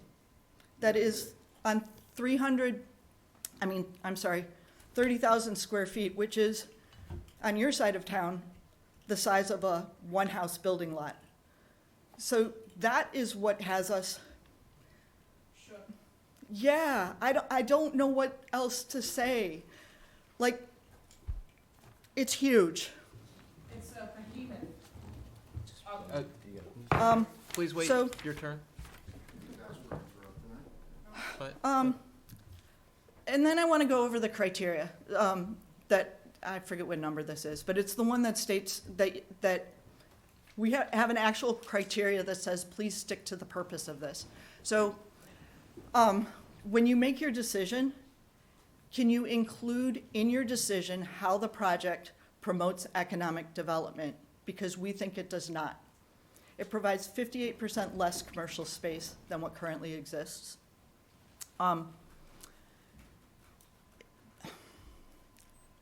It also skirts the issue of the first floor being commercial by mostly using it for parking. How does the project encourage more efficient use of infrastructure?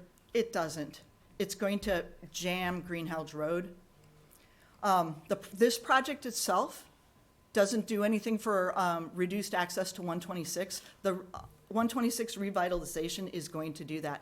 All those things on 126 that currently have like unlimited curb cut, I know that that's going to change when we put in sidewalks. So this project itself does not help us with that, but it does severely impact side streets. This project could do better to add vitality to the corridor, and this is particularly about economic development, so I'm going to talk about that a little bit later. And it can do it without the added congestion of this many housing units. And then, how does this project provide better access to employment opportunities? It doesn't. Employment opportunities are not found in apartments.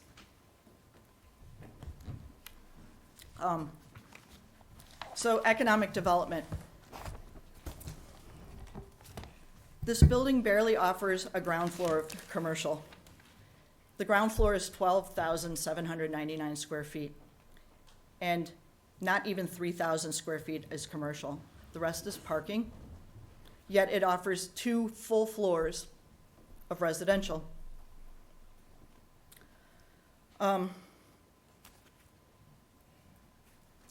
So economic development has a lot of definitions. I put a different one up here than I put last time, but all of the definitions focus on bringing more money into the community, and no definition is wide enough to include an apartment building as economic development. The reason is because apartments do not bring a net gain of money into a community. I understand that we will be getting affordable housing from this project, but we should also be getting economic development, because affordable housing is not part of the purpose of the Pond Street Mixed-Use Overlay District, but economic development is. So we can't trade purpose for affordable housing. It should do both, and we deserve to have it do both. And then that's it for the criteria. I just want to go over a couple of the review standards. This one, ensure that the Pond Street Mixed-Use Overlay District becomes a unique and identifiable place and destination. What is so unique about this? It looks a lot like everything else that's being built in the area, so that is not what we're getting.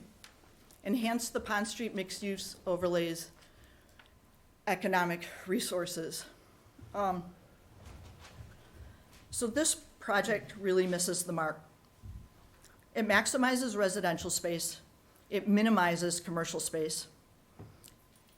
That's the job of the developer. He's supposed to get what he can. He can get the most he can out of a project. I don't blame him for doing that. We, the citizens, need you, the planning board, to get the best we can for Ashland, okay? Particular for our neighborhood, but also for the whole corridor, because it's going to be good for Ashland if we make this good for our neighborhood. The project could be good. You could make the second floor offices. That would reduce the impact that we are really frustrated about in our neighborhood. It could be insurance agents. It could be an orthodontist. It could be a WeWork space, giving people who work in and out of their homes a flexible office space and meeting space. There are so many opportunities that we're not even considering with this project because housing is such a moneymaker, but not for the town.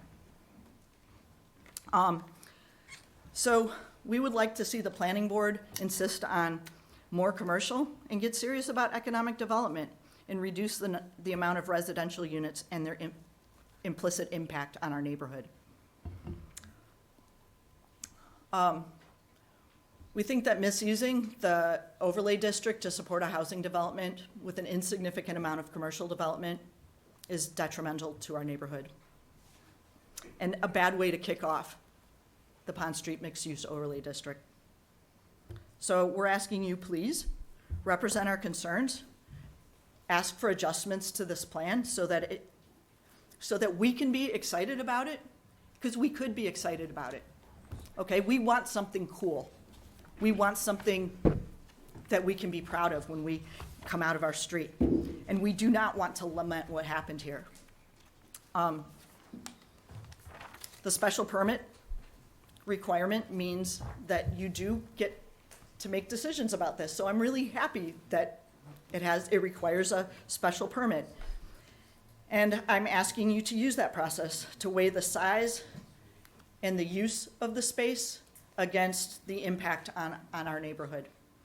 I know my neighbors have some things to say, so I want to pass it off to my neighbor, Rose, who wants to tell you some other things, but thank you so much for listening.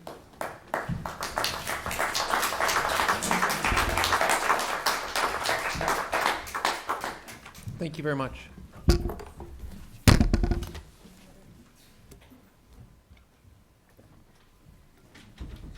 Hello, Rose Flaherty, 18 Douglas Road.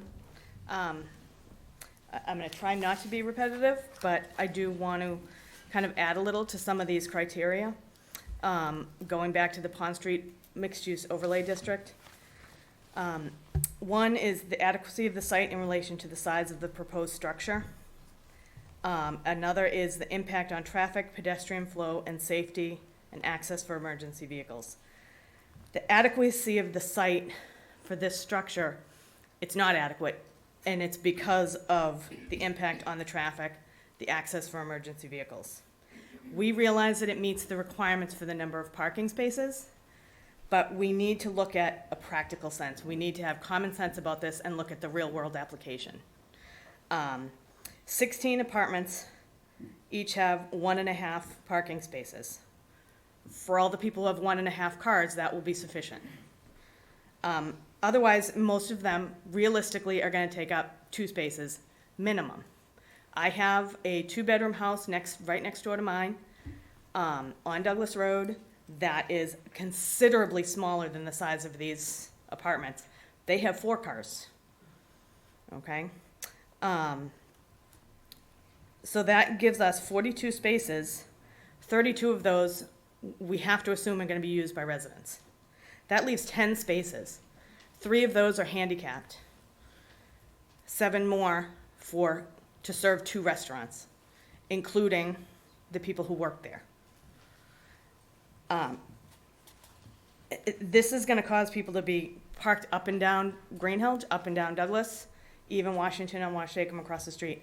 I grew up in this house. I lived there in the days of Marconi's. Marconi's had 3 parking lots. And there were still nights when they were busy enough that people were parked up and down both sides of our street.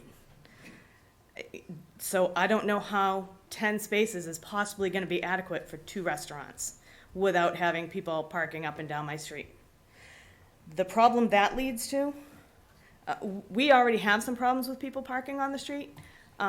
We have had an issue where people were parked on both sides of the street and a bus couldn't get down the street. It had to stop, back up, and turn around and go around the other way because there was no room. Just the other day, an ambulance, fire truck, and multiple cruisers were called to my neighbor's house across the street. If there are cars parked on both sides of the road, those vehicles don't fit. And that's the current state of the road. In the design review committee meeting the other night, the members asked for a sidewalk to be put along the building, along Douglas Road, in the public way, not part of the lot. So that will further narrow the road. It is a safety concern. It is a legitimate safety concern. Development criteria 3, suitability of the site for the proposed use. This was already mentioned, but I think this is important. Greenhill has 13 houses on it. Douglas has 15. This one building on this one lot will be bigger than all the houses on Greenhill combined. It will be bigger than all of the houses on Douglas combined.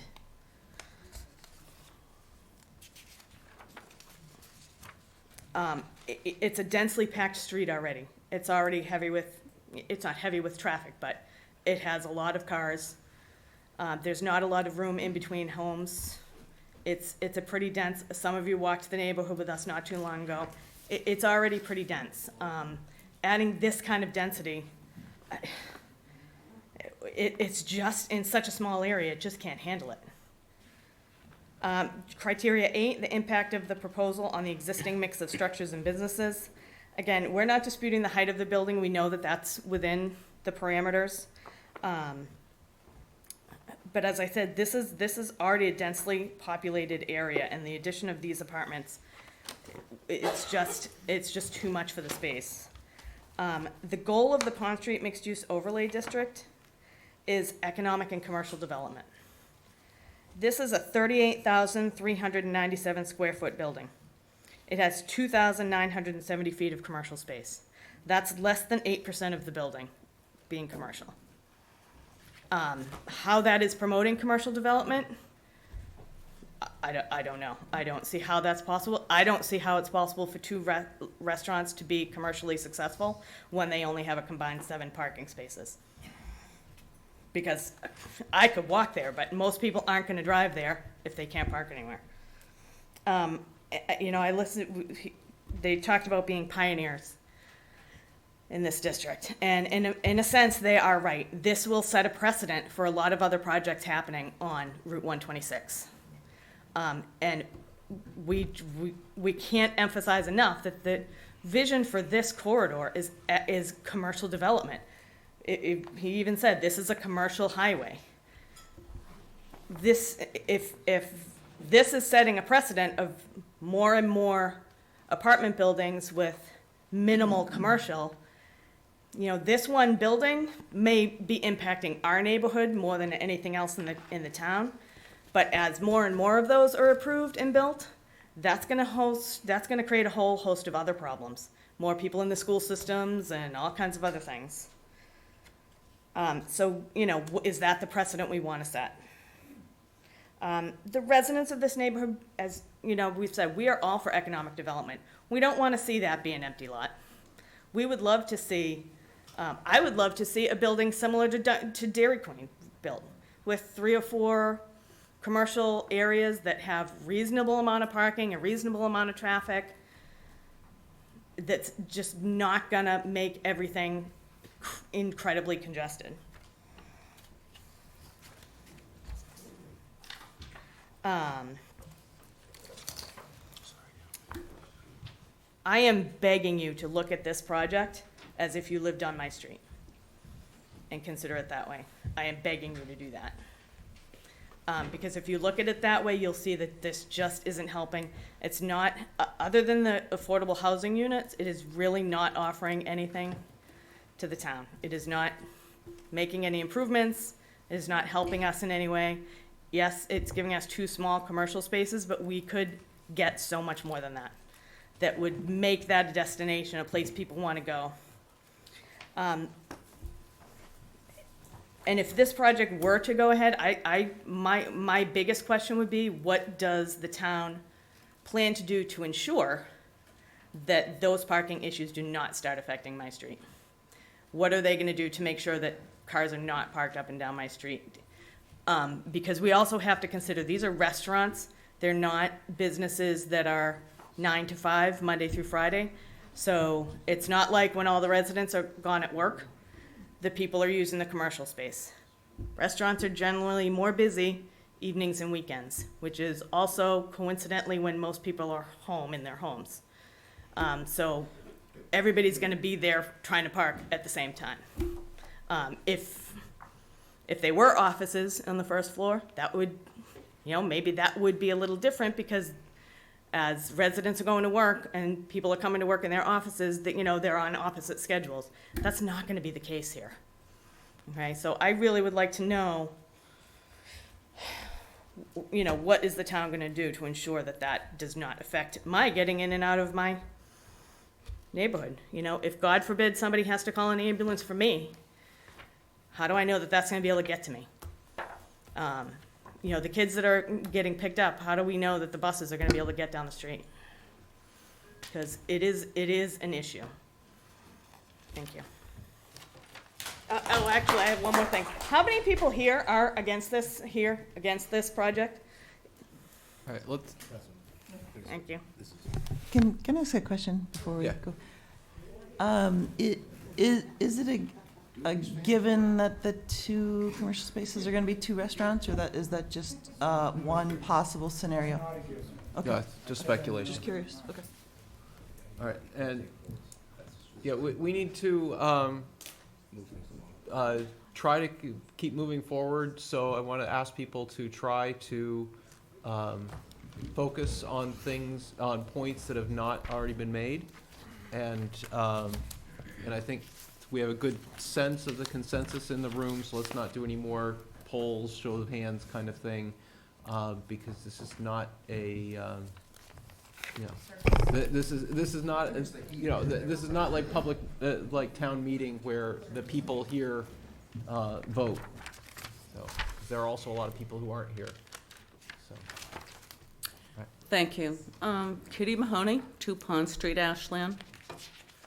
I'll also try to avoid any duplicity in my comments. But I do want to say there are design criteria in our own guidelines that the current 12 Pond Street special permit application does not meet. Lower Pond Street residents have met with town officials and each other in an effort to be heard and to collaborate and to offer suggestions. And my presence this evening is just to summarize those concerns and be heard on recommendations for proposed changes. We are attempting to find a resolve, and the consensus is unanimous among us that there must be a reduction in scale and size. We support improvements along Route 126, but this proposal doesn't fit in with the character of the neighborhood it abuts. The project, quite simply, is too large for the parcel.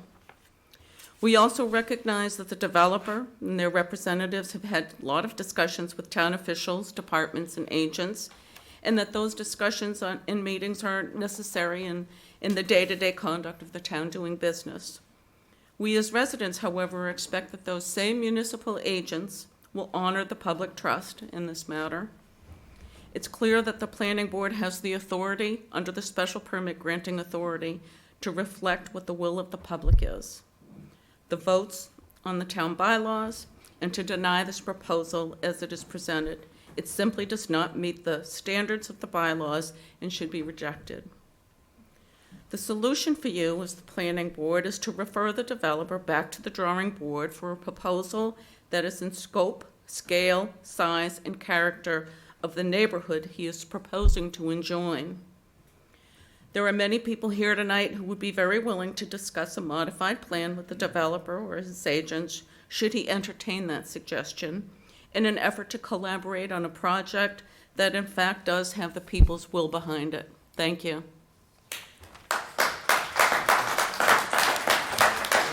Let's move on to the next comment.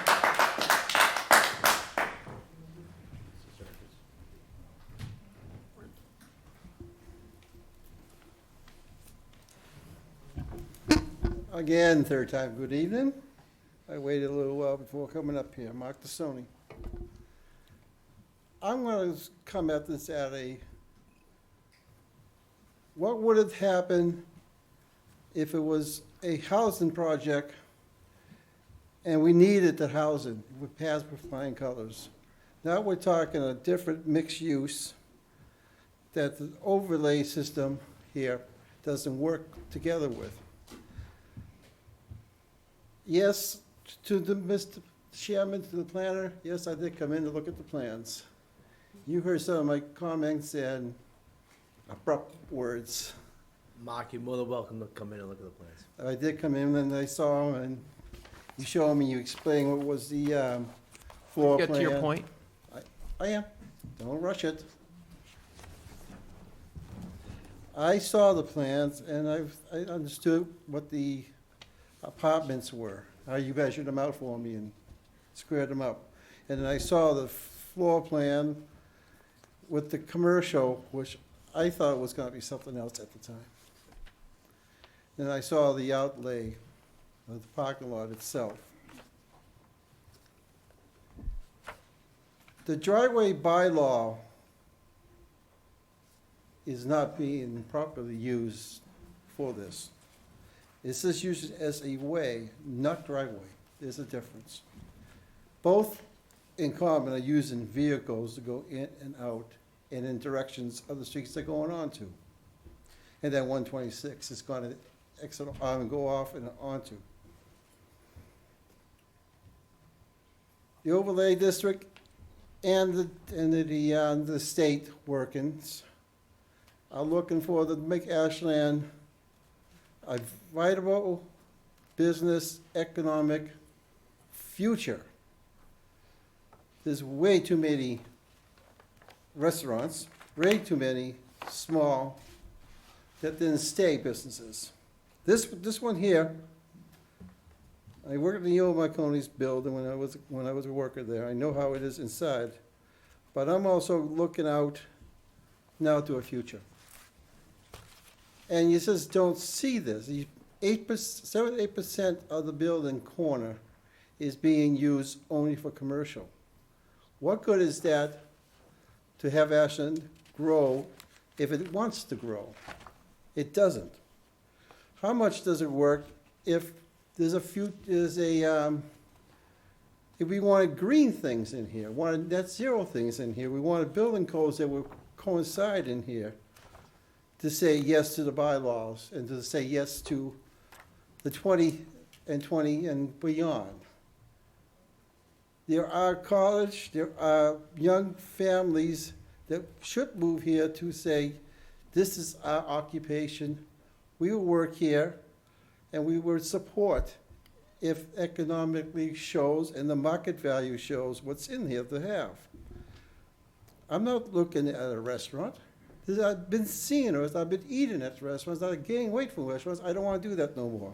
I want this town to be economically feasible, so when people come in, they stay and work, get the money, and grow economically, Greenwood, net zero worth, have the building code coincide with it, and if there's going to be this many cars that's going to be working from underneath, the Board of Health has got to see for emission controls, because there's going to be all those cars.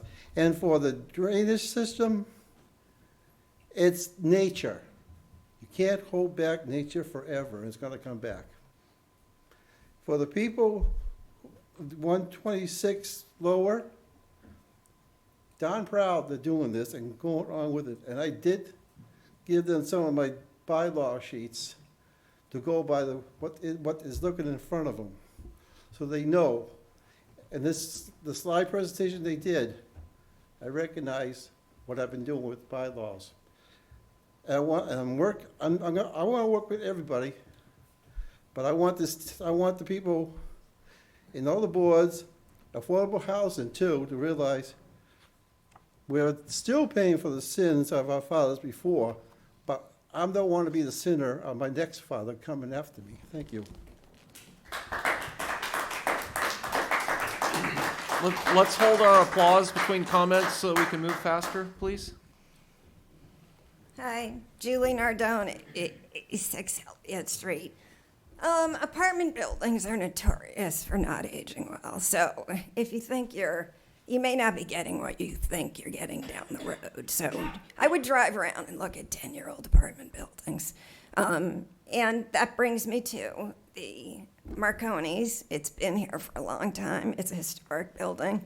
Former chair of the Ashland Historic Commission. It's one of our top 125 buildings. I don't know why we would take this down. It makes absolutely no sense to me. This conflicts with the Cecil report that everyone keeps talking about. It doesn't say anything about apartment buildings. The state is giving us $16 million of tax dollars, by the way. This money isn't free. And we're putting in 1.3 of ours. And you're telling me that we're going to go to all this trouble to beautify this road, and the best we can do is an apartment building, because that's, I hate to say it, but it's like yesterday. It's so yesterday.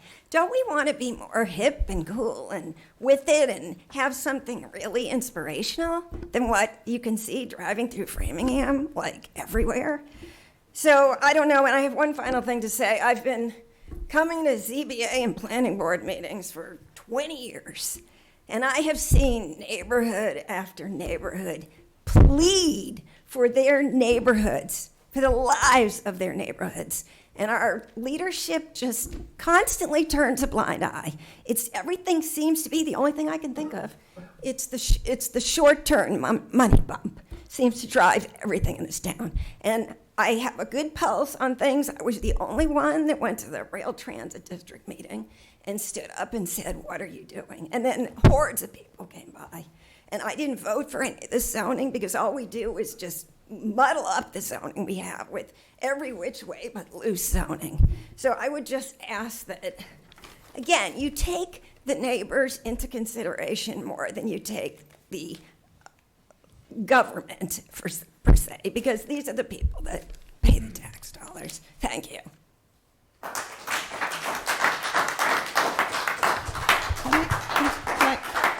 Can I make a comment just for clarification, because I'd like to understand maybe what Julie was saying about housing, because I have the Cecil report in front of me and it does talk about housing in that area.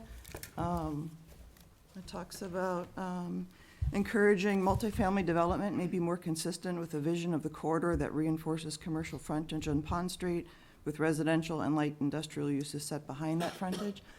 I just want to clarify that there is mention of, it talks about housing quite a bit in the Cecil report. And so I wanted to be clear what your position is on that relative to the report. Julie, can you come up to the microphone, please? I read that to me. It also, if you keep reading, it says human scale. Smaller, human scale. Keep reading. It's in there somewhere. Human scale. I'm thinking of 2 families or maybe 4 apartments, but certainly not 16. Thank you. I don't think it goes into that kind of detail, but. Let's hold the applause. I know there's a lot of people who agree with these comments, but we can, let's just hear the comments. Good evening. My name is John Trefethen. I live at 271 Captain Eames Circle. I'm here tonight speaking on behalf of myself, but also on behalf of the Joint Association of Condominium Communities, an organization which represents more than 1,000 Ashland residents who live directly off of Route 126 within 1 mile of 12 Pond Street. I am here to speak in support of the proposed development. As previously noted, the Commonwealth has committed more than $17 million to the redesign and enhancement of Route 126, a major thoroughfare and state highway into Ashland. In addition, the Ashland voters at town meeting have voted to approve almost $2 million to further beautify the corridor.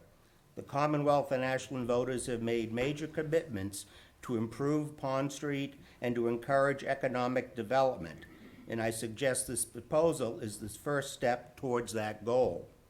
In 2009, town meeting approved the Pond Street mixed-use overlay district. As stated, as previously noted, its purpose was to promote economic development, encourage more efficient use of infrastructure, add vitality to the corridor, and provide better access to employment opportunities and services by allowing high-density, mixed residential uses within the same building. This project is precisely what town meeting sought to attract with the adoption of the mixed-use overlay district.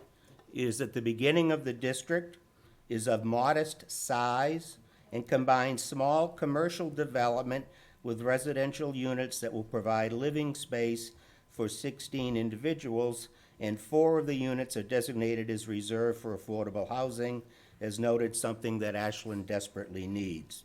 I would suggest that it also meets the 8 development criteria listed in section 8.8.4.0 of the zoning bylaws.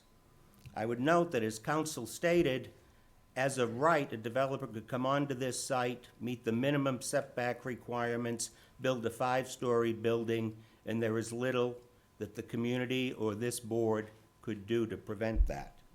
The proposed building, with landscaping, would replace a building which has been the location of a number of failed restaurants, was a notable trouble spot, and has been empty for several years. I would suggest that the project would be the first of what we hope are many projects along this revitalized state road, and I urge you to grant the special permit with whatever appropriate conditions you see fit to make a sound development and the start of economic and commercial residential improvements along Route 126, or as we like to call it, Pond Street. Thank you. Where do you live, sir?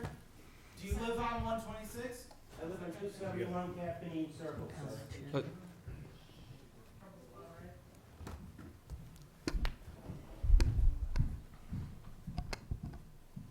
Good evening. Paula Parker, 415 Captain Eames Circle.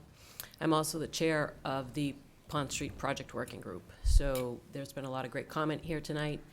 I also want to reference the Cecil report, which is probably going to be 7 years old now. And even though it's a guiding document for development along the corridor, because the government has taken so long to begin this project, some of the elements of the Cecil report are rendered irrelevant. We talk about commercial development, we talk about retail, but have you looked at the condition of retail? Have you looked at the condition of malls? Have you looked at the condition of brick and mortar stores? They're scrambling. We need to be agile and we need to be visionaries. But there's 2 things that we will always and forevermore need: food to eat and places to live. This project is the first, but it's being spoken about like we're going to have 15 monolithic apartment buildings. That's not the case. It's the first of one. And it's the first of a developer who's gone back to the drawing board several times to listen to the community.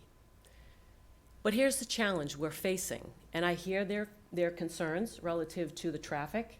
I opposed the Dunkin' Donuts at Pond Street, Preston, you remember that, Pond Street and Algonquin Trail, because of the traffic nightmare.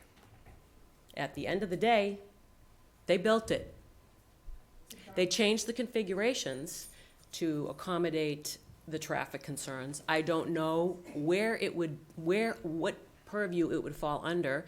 Can these streets be made one way? Can there be no parking signs on these streets to accommodate the traffic flow? But I do want to speak to the traffic flow, because in speaking to Paul Maluski, the project manager at Green Engineering today, this road has been engineered 20 years out to 2035 to accommodate for traffic, to accommodate for growth, to accommodate for slowing of traffic and mitigating it. We currently, on the plan, I don't know if you've seen it recently, it's kind of a work in progress. We have 7 crossing areas scheduled for the plan. One at the south of Greenhelge, Market Basket Plaza, Bay Circuit Trail, Algonquin Trail, Butterfield, missed one, Elliott, and the roundabout at Spyglass. These engineers, this is what they do for a living. They work with urban planners. They work with people that have experience, and architects and engineers. They have vision.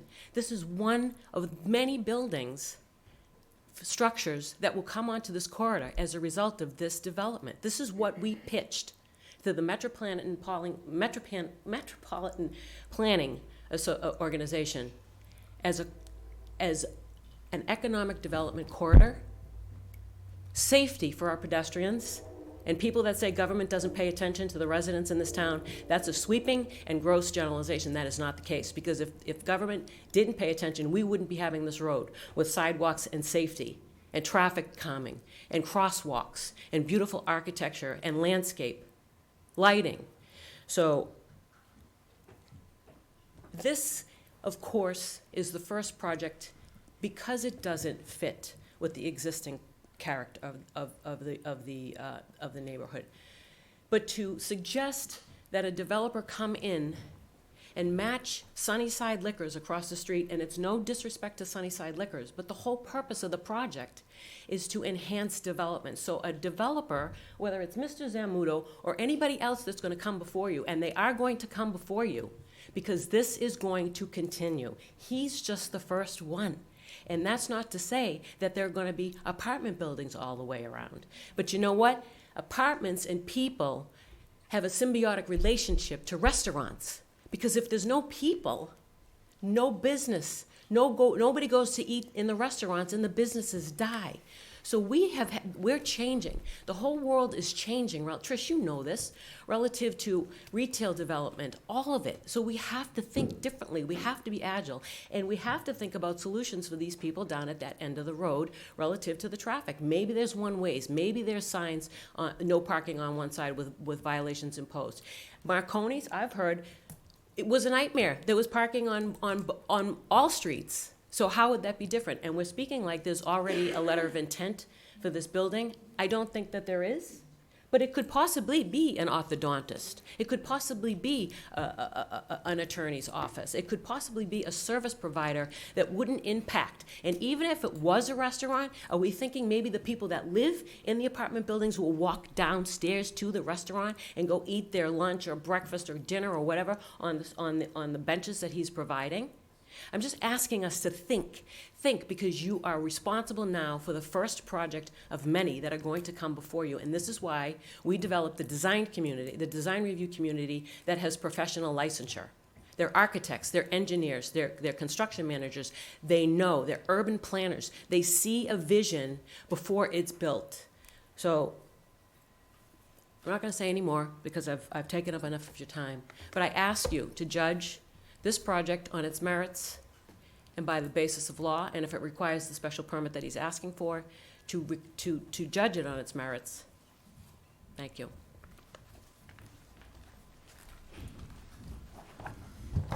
Hi, my name is Paulina Brunel. I live on 10 Rodman Road. I actually have nothing prepared because to be completely honest, I came to this meeting a little begrudgingly, but I want to just respond to some of the comments that were brought up by, and I'm so sorry, I forget your name, by the two people who spoke in front of me.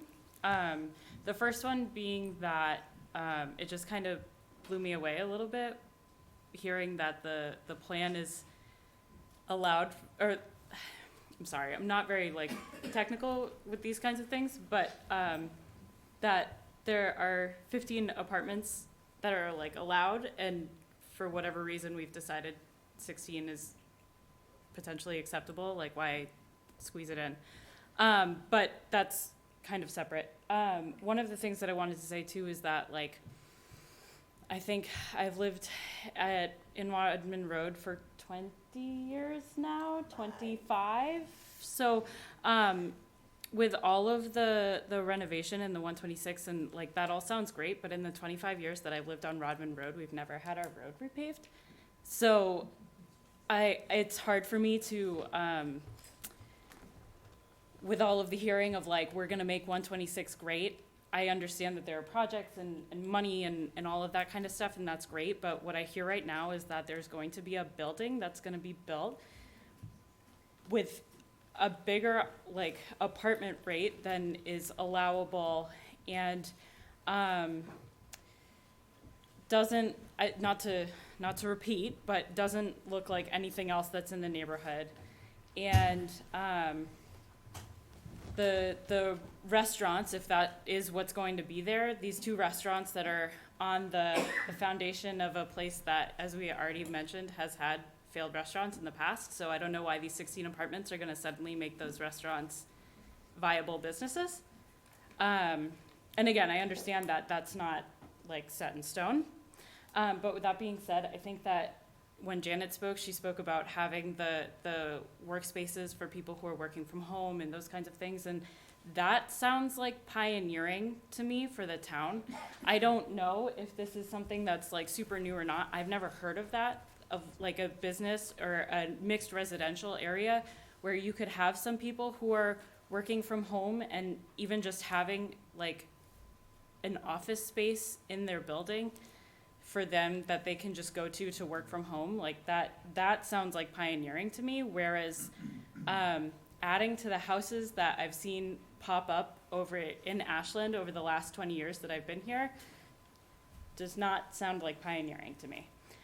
So that's all I have to say. Again, I apologize. It's not technical. It's not anything that I prepared. It's just a response to what I'm hearing. And also just that like there are people who are really mad, and I think like Janet said, like we could do better. So I just hope that that's like taken into consideration. Thank you. Thank you. Hi. Visions are no good if they don't include the people that live there. Okay. 2, restaurants fail all the time. At the site of where Erica's is, which is now doing very well. Excuse me, can you stop talking? Thank you. Do I have to repeat everything I said? Because he was talking. No, We can Okay. hear you. We heard you. Yeah, so Erica's is now on a site of many failed restaurants, so that makes no sense to me. And then maybe 2 or 3 commenters in front of me said that the developer could build this and that, and we'd have to just take it on the chin. This is a special permit. You don't have to take anything. You're gonna approve it or not approve it, and there's no, they can do whatever they want. I just want to clarify that. Thanks.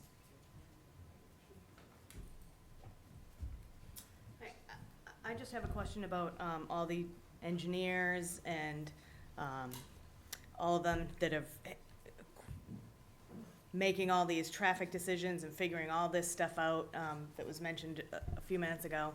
How are all of these engineers going to make cars disappear?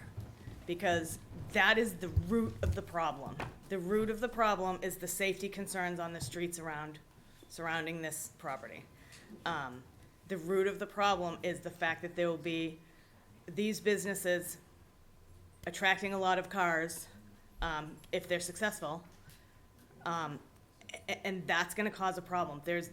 I don't understand how these engineers are making that better. They can't make those cars not be there. They can't create more parking for those in the area that's there.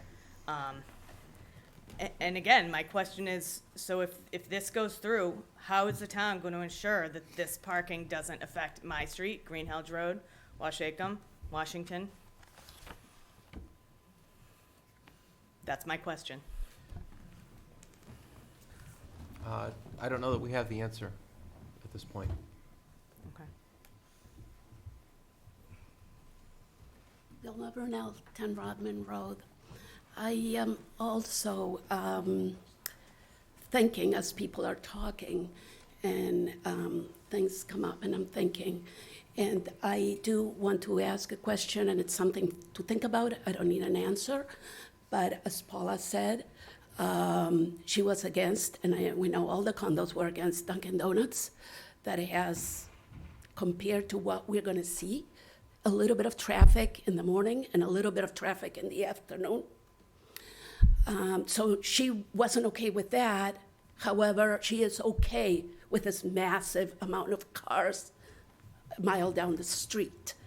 So my question is, please think what other neighbors would think if, let's say, we approve 16 apartments on top of Dunkin' Donuts, 16 apartments on top of Honeydew, because it's coming. That's what they're saying. We know for a fact, the builder has mentioned that he would love, and he's looking to buy the properties, the liquor store, the car dealership, and now we have more apartments. And how are we gonna say no if we already said yes to that? How are we gonna deal with that? Again, my question is, and it's something that as a town we need to think, we have no vision for our town. We don't have an agreement as a town as what we want it to look like. We do have ideas and we want this little thing here and that little thing there, but it's not helping our town. It's not gonna help our schools. We're gonna need more police. We're gonna need more fire.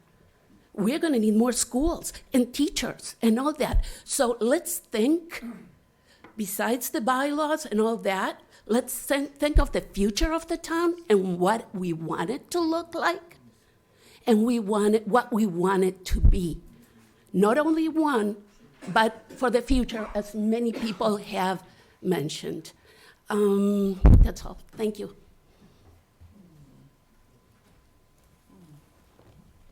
Sarah Hines, 321 Elliott Street. I guess I qualify as Upper Pond Street area, although technically where this is located is the north end of the street. So if, north is up, I don't know. That's where the water flows, I think. Right. Yeah, high ground, low ground. But I've been active. I'm on the Pond Street Working Group. I worked on an economic development study for Pond Street back in 2008, which we did go through a vision for that street. And then, of course, participated with the Cecil group when that was going on. One thing I've gotten interested in is our tax base, our real estate. You know, we talk about had to build new schools and whatever. I mean, we have a problem with our tax base. We only have 6% that's non-residential tax base. And some of the people, and at one point, the Board of Selectmen voted and said, oh, Pond Street is going to be the economic engine of this town. Well, I undertook to do a study of the real estate value of Pond Street on a per acre basis. People will tell you, think of your town as your farmland, and what's going to pay you, and on a per acre basis, what are you making property taxes off of it? And so, you can have your wheat fields, or you can have your marijuana patch. And usually the downtowns pay the best. Ours does, $17,000 an acre. Pond Street, $4,000 an acre. Just pathetic. And the most cost productive one is that storage area behind McDonald's, because it has a very high FAR. Asphalt pays no taxes. The Dunkin' Donuts that we talk about, it's FAR. It's a very useful study. Finally, I came down to it's the FAR, because you don't get to tax the asphalt. It's like 0.08. It's not even 10% FAR. So having this building, this will be a tax positive for the town, because it's dense. It's like, 1.5 FAR? 1.28. So it's much better than most of the stuff. And in FAR, if you had a 1 acre building on a 1 acre lot, that would be FAR 1. But usually you put 2 stories or 3 stories. That's how you get the value out of it. I think it looks okay. I think it looks fine. I think we're not going to get every single building that's proposed for development to be a residential, but this one particularly is. But until we begin to get that changeover to where we have more commercial value. We're not gonna have people coming and building their, you know, their bio research thing here, whatever. So I'm just saying, I think it's a good project, and I think it's gonna benefit the town for tax base, and the upgrade aesthetically for that area, I think is good as well. So, okay. Hi, it's Paula again. Just real quick. WeWork is about to file for bankruptcy. So workspace, yes, that's Adam Newman. It's too long to get into here, but that's the kind of difficulty, the challenges we're facing with retail. And a question is, does the town have a traffic engineer? Do we have a traffic engineer on staff? No. Because that would be a recommendation to take a look at the traffic flow in the area of the project, and maybe, like I said before, to make streets one-ways, posted signage as a viable solution, so the traffic flow in the area is not, you know, there's some sort of mitigation or easement. That's just a suggestion, because I'm a solutions-oriented person. Thank you.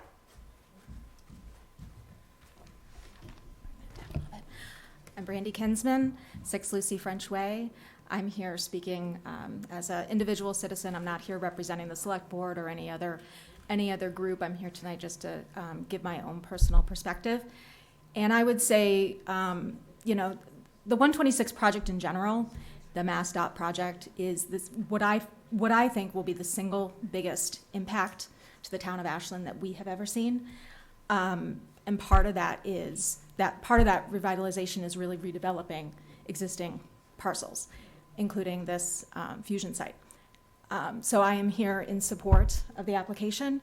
I think that I'm also here to support the special permit request for the density bonus. I think that the town in general has an emphasis on affordable housing, and to be able to have 25% go to affordable housing in Ashland and have all 16 units count towards our housing production plan is a big deal. You know, I hear lots of conversation about economic development, and I would just say that affordable housing really does equal economic development. If you make more affordable housing for workforce housing for people that are teachers or police officers that are living in town, they are going to spend their money in Ashland. So affordable housing is a big deal. I would say that, you know, from everything that I've heard, Mr. Zamuto has been open to feedback from the neighborhood, from the town, from everyone. So I would ask that you folks on the board that have the expertise and the knowledge work collaboratively with the developer to basically create the best possible project that we can have. I think that, you know, there probably could be some changes to the design. Maybe it's roofline changes to make it look less imposing. Maybe it's going up another level to bring in more green space. I don't know. That's not my level of expertise, but that is yours. So I would ask that that you work collaboratively with the developer and put together the best project, because I do think that this project is going to be what sets the tone for the rest of the development on 126. So it's important that we all get it right. So thank you. Okay. And it's getting late, so this will be the last comment for tonight. Vilma Brunel, 10 Rodman Road. Again, I just want to remind everyone, and not that I want to put the builder down or anything, but I want to remind everyone that, as you mentioned at the beginning, this is the beginning. So and the reason I'm speaking is because we're saying how he's been so flexible and changing. He hasn't been flexible and changing because his initial project, if he would have been told by whoever in town government that it did not fit the laws, the bylaws, or anything, we wouldn't be here. This would be the first thing. So it's not like he's being flexible. He came with an idea of, I can't even remember, 25 apartments. So that's not being flexible. That's either not knowing the laws or the bylaws or not following, knowingly not following. So let's keep everything in perspective and like you said, let's go from here on, please. Thank you. All right, well, we'll have one more comment. Thank you, because I was just waiting for. Yeah, I had seen that. So I just wanted two comments that apartment buildings aren't economic development, and this feels like if we say a small portion, you're getting an apartment building with a small portion, I know Ashland can do better.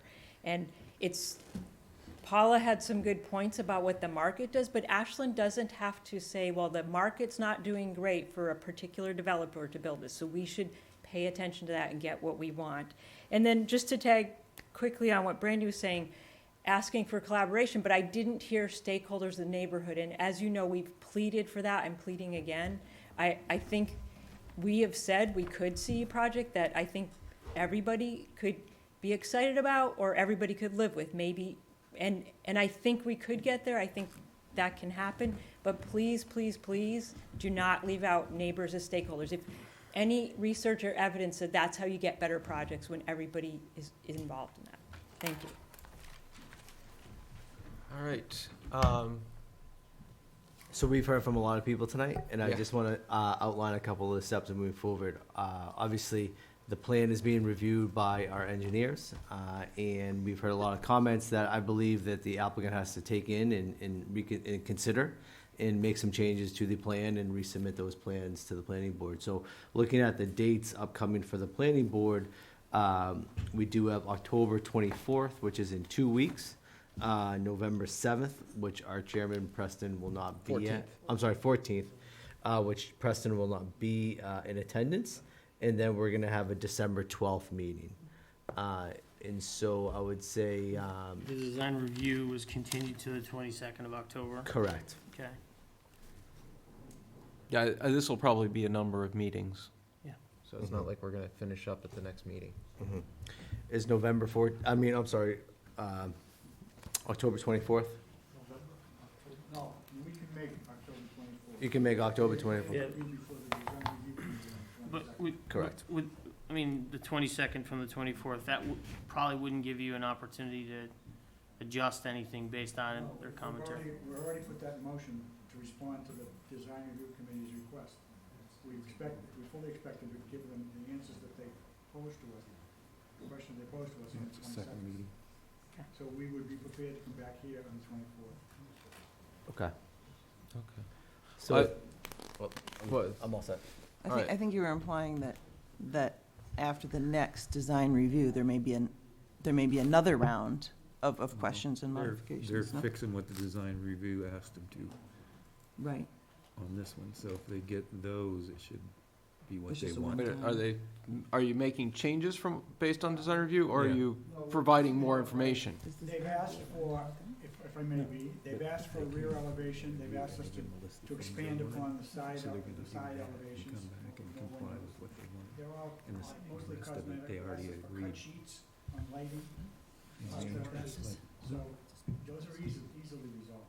We're not gonna be having a third meeting in the design. But, I mean, they went I think we asked for, design review asked them to we need to see the do plans, these, and we need to make, so they're going back to the 2 days for us to ADU make plan comments back, isn't enough time. as long as they did a Sorry, Kathy ADU Rooney, review, 136 they Fountain did- Street, And and you're also on- on design yeah. review. So I was at the last meeting, and we continued it, and I might have missed a meeting, but I haven't seen some of the comments that I made previously incorporated on the minutes, so I definitely have more comments about, which is why I was interested in hearing there's another meeting about this, because I definitely have some more comments about the plantings in particular. Yeah, and well, a couple of other I don't think requests. that we're gonna have the response from design review That's what I'm trying to say. by October 24th. Correct, I believe you won't. Excuse me, they did ask us to put a detailed planting plan together because they knew you'd want that. Great, I appreciate that, thank you. But yeah, so, we may have some more information, but we don't expect to have the final design review by October 24th. But we Right, can- okay, I just wanted to make sure that, Yeah, okay, thank you. yeah, Did you see anything else you so. would be looking at for? Okay, so I think at this point, we can make a motion. Well, actually, first, I want to give the board members opportunity to respond to any of the general comments, give any thoughts or feedbacks. If there are any particular sticking points with this project you really want the applicant to focus on, the earlier we can provide that feedback, the better. Any comments? Yeah, I think there's things on both sides here. I mean, on the one hand, looking to have a building fit in with a neighborhood. I mean, I'm an architect. That's what I do for a living, is looking at how buildings fit in with their context or how they don't. Here, it's a building kind of between two worlds, between a commercial highway, something that is going to get larger and busier, because that is the whole point of all these studies over the past decades in the service of Ashland. And so it's a building between that cusp of what's there commercially, but where things are going into the future commercially, and between a neighborhood that maybe wants to stay largely unchanged. So whatever building is there, I think, isn't by its very nature going to fit in with the context of the neighborhood. So that's kind of one thing we have to kind of get our heads around. And so that idea about vision, which is several people on both sides kind of talked about the vision of what this street is to become. And I think it's important to keep in mind that vision is not what it is today, and we're not quite sure where it's going. You kind of have to do it as you go, right? It is taking a risk along that street. So there's that, thinking about the design. And I think there is, should be, so that's kind of a comment about the, maybe mostly directed toward the neighborhood, right? That there is going to be change, there is going to be growth, there is going to be issues we have to deal with that. And there are means of dealing with that besides just reducing the number of cars. There's things about efficiency, like we gain faster and faster internet speeds, but the things we use get smaller and smaller, right? There are things that are about efficiencies, that there are ways to make this work. People specialize in that. It ain't me.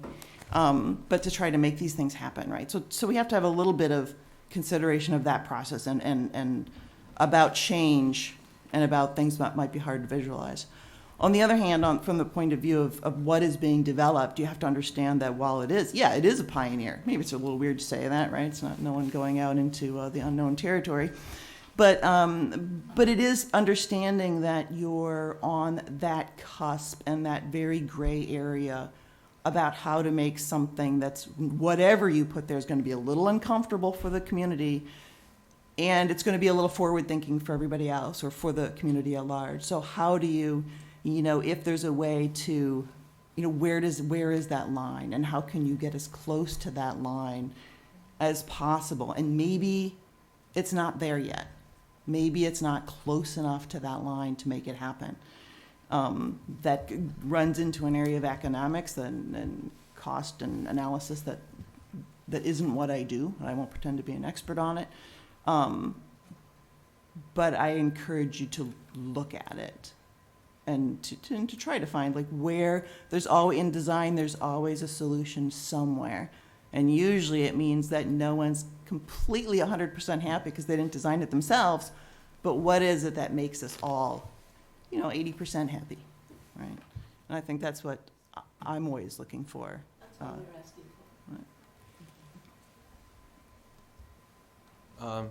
I have a couple of comments. I'll start with the more technical one first. You've got this nice colored plan here of the layout for the first floor there, and you can see it's all colored nicely right up to the edge of the legal lot line. But what it doesn't show, and what I would like to see, particularly along Douglas and Greenhalgh, is how far is it from your lot line to where the asphalt of the street as it is now is? There is no distance. I showed you that. I showed you in the first. Well, image. no. Well. Oh, that's okay. So. First image, the asphalt runs right onto the street. Yeah. So what but what I want to understand, kind of as you go farther down, to get a sense of where it is from that's really the asphalt, as far as the space for the curb, for a sidewalk, it might mean more looking down past the end of the property to get a sense of, yeah, There's no delineation. there is nothing. So, but if I don't know, I want to get some sense of how wide Douglas Road actually is once you get past where it's all asphalt along the side, to see how wide the road would be. That was an under the new. inquiry that the design review committee asked, Yeah. about this. So that's one of the questions we're gonna answer for them, and in doing so, answer for you. Okay, so on a technical standpoint, I want to know what it'll end out looking like if you do put in a sidewalk, and if not, I'm assuming you're going to have a curb along there, which would be much nicer than what's now. But on a more general, kind of high level, reacting to the comments,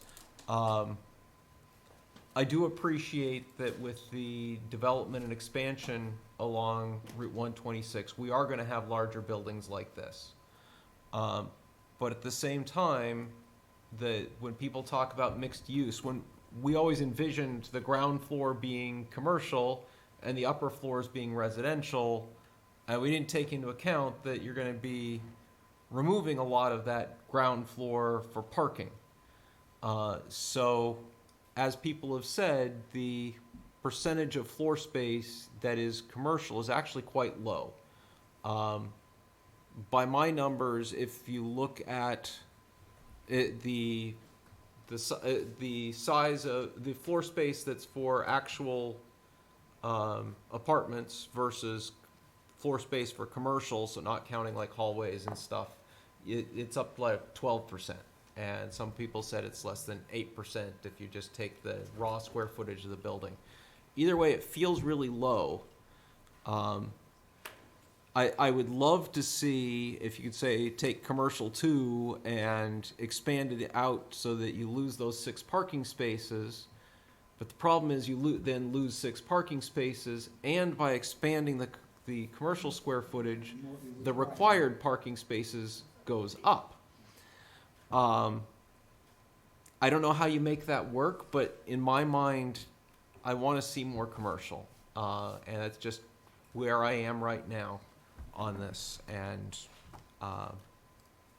so Mr. Chairman, there was a suggestion made that, use the second floor for offices or commercial use. That would increase the number of parking spaces on that floor alone to 50. One space for every 12,500 square feet divided by, do the math, 50 spaces, just on that one floor. I mean. Am I correct that, I know in some places we have a zoning thing where we can reduce the number of required parking spaces by special permit, and they're already in a special permit. I can look into that. I believe. There is a waiver special permit. If we believed that the commercial use didn't actually require as many parking spaces as the zoning required, I think we could work with that. But if it's going to be a restaurant, we might not have enough parking as is. So that depending on the use, I don't know. It's tight. I don't have a good answer. I can't tell you how to design it, but my initial reaction is the commercial square footage is too small. That's my gut reaction to this. So, Yeah, I agree. I understand that this is that it's a push and a pull, and it's a balance. But I agree. I do feel the commercial feels a little bit light.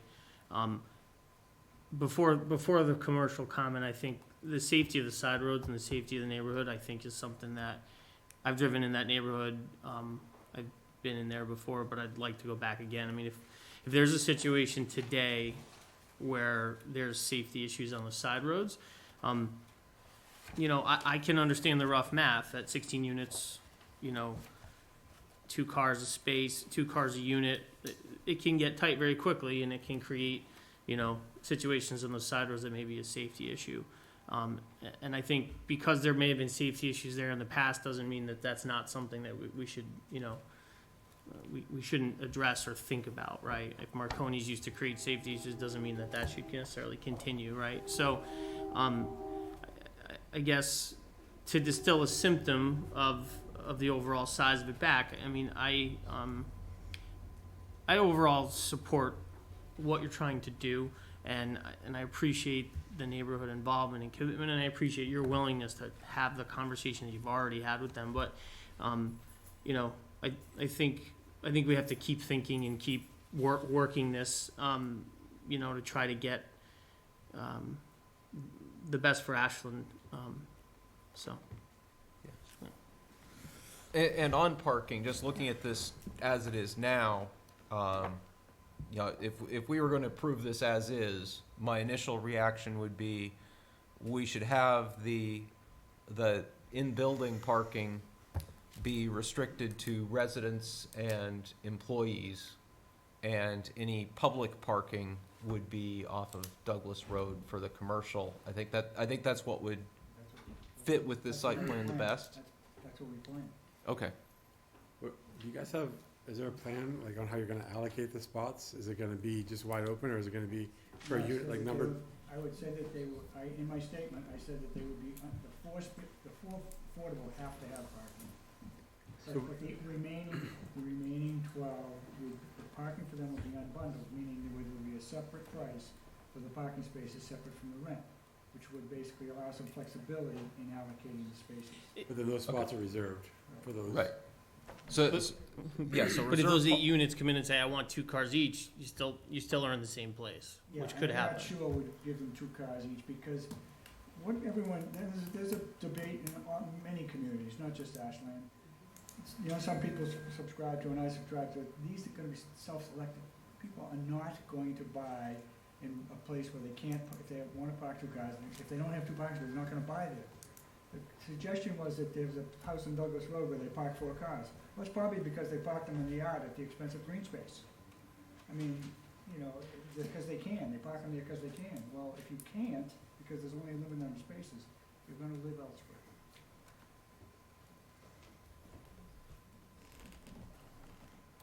All right. So, just one more, like, if you're gonna be selling them separately, do you have a number of the 42 that you're gonna have, like, a cap for sale of spaces? Just want to clarify, these are rentals? Yeah. They're not. I mean, like, to rent the additional cost, like, is there a cap? So each unit will get 1 space. And if they need the second space, then they can have a second space. Okay. But is there gonna be a cap on the number of the 42 that are gonna be allocated to just? So just the Charlie. indoor parking is going to be for the residents. Microphone, please. Yeah, I was gonna use the microphone, thank you. Introduce yourself. Charles Zamudo, developer, 11 Placer Road, Newton. So yeah, every unit will get assigned 1 parking space.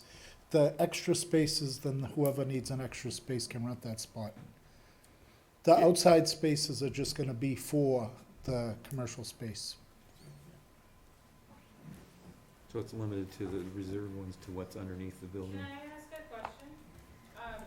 Yeah, can you come up to the microphone? I think this is kind of what you guys have been getting at, but like with those outside spaces, who would be enforcing the fact that like if you have a resident who has kids and suddenly their 15-year-old turns 16 and then their 16-year-old gets a car, like who's going to be enforcing that those spaces are not being management? They're only going to be allowed what we assign to them, that's it. Okay, so you'll be monitoring the commercial area that they're not just cars that are there for the residents. Okay. So, just into what he said, so there's 16 units that are each gonna get 1 spot. I count, well, is it 23 or 20? There's 23 in the building. 23, so that means there's a maximum of 7 that would be available. So that would be all that's available for the, okay, And 2 of those are handicap. okay. And not everybody has 2 cars. Some people, the people that are renting these apartments, we're gonna have bicycle parking, that's why they're building a bicycle lane on 126. Hopefully it'll be commuting down the street to the train station. I just want to say something. I have a car. I have 2 daughters that live with me. The 2 daughters have boyfriends. That's 5 cars. That could happen in a lot of those apartments. So now we're talking 5 cars or 6 cars per apartment. So how are we going to deal with the parking? That's all. Thanks. All right, I think we're about ready to continue this. So the next date would be October 24th. We've got a bunch of other things on that meeting already, right? We have the public hearing, let's say 8 o'clock. Okay, Yeah, 8 o'clock. all right. Is there a motion to continue this till 8 o'clock on the 24th? So moved. Second. All in favor? Aye. Any opposed? That passes 5-0. I believe we have no other business tonight? Nope, we got I all make a set. motion that we end this meeting at 10:13 PM. Seconded. All in favor? Aye. Any opposed? That passes 5-0.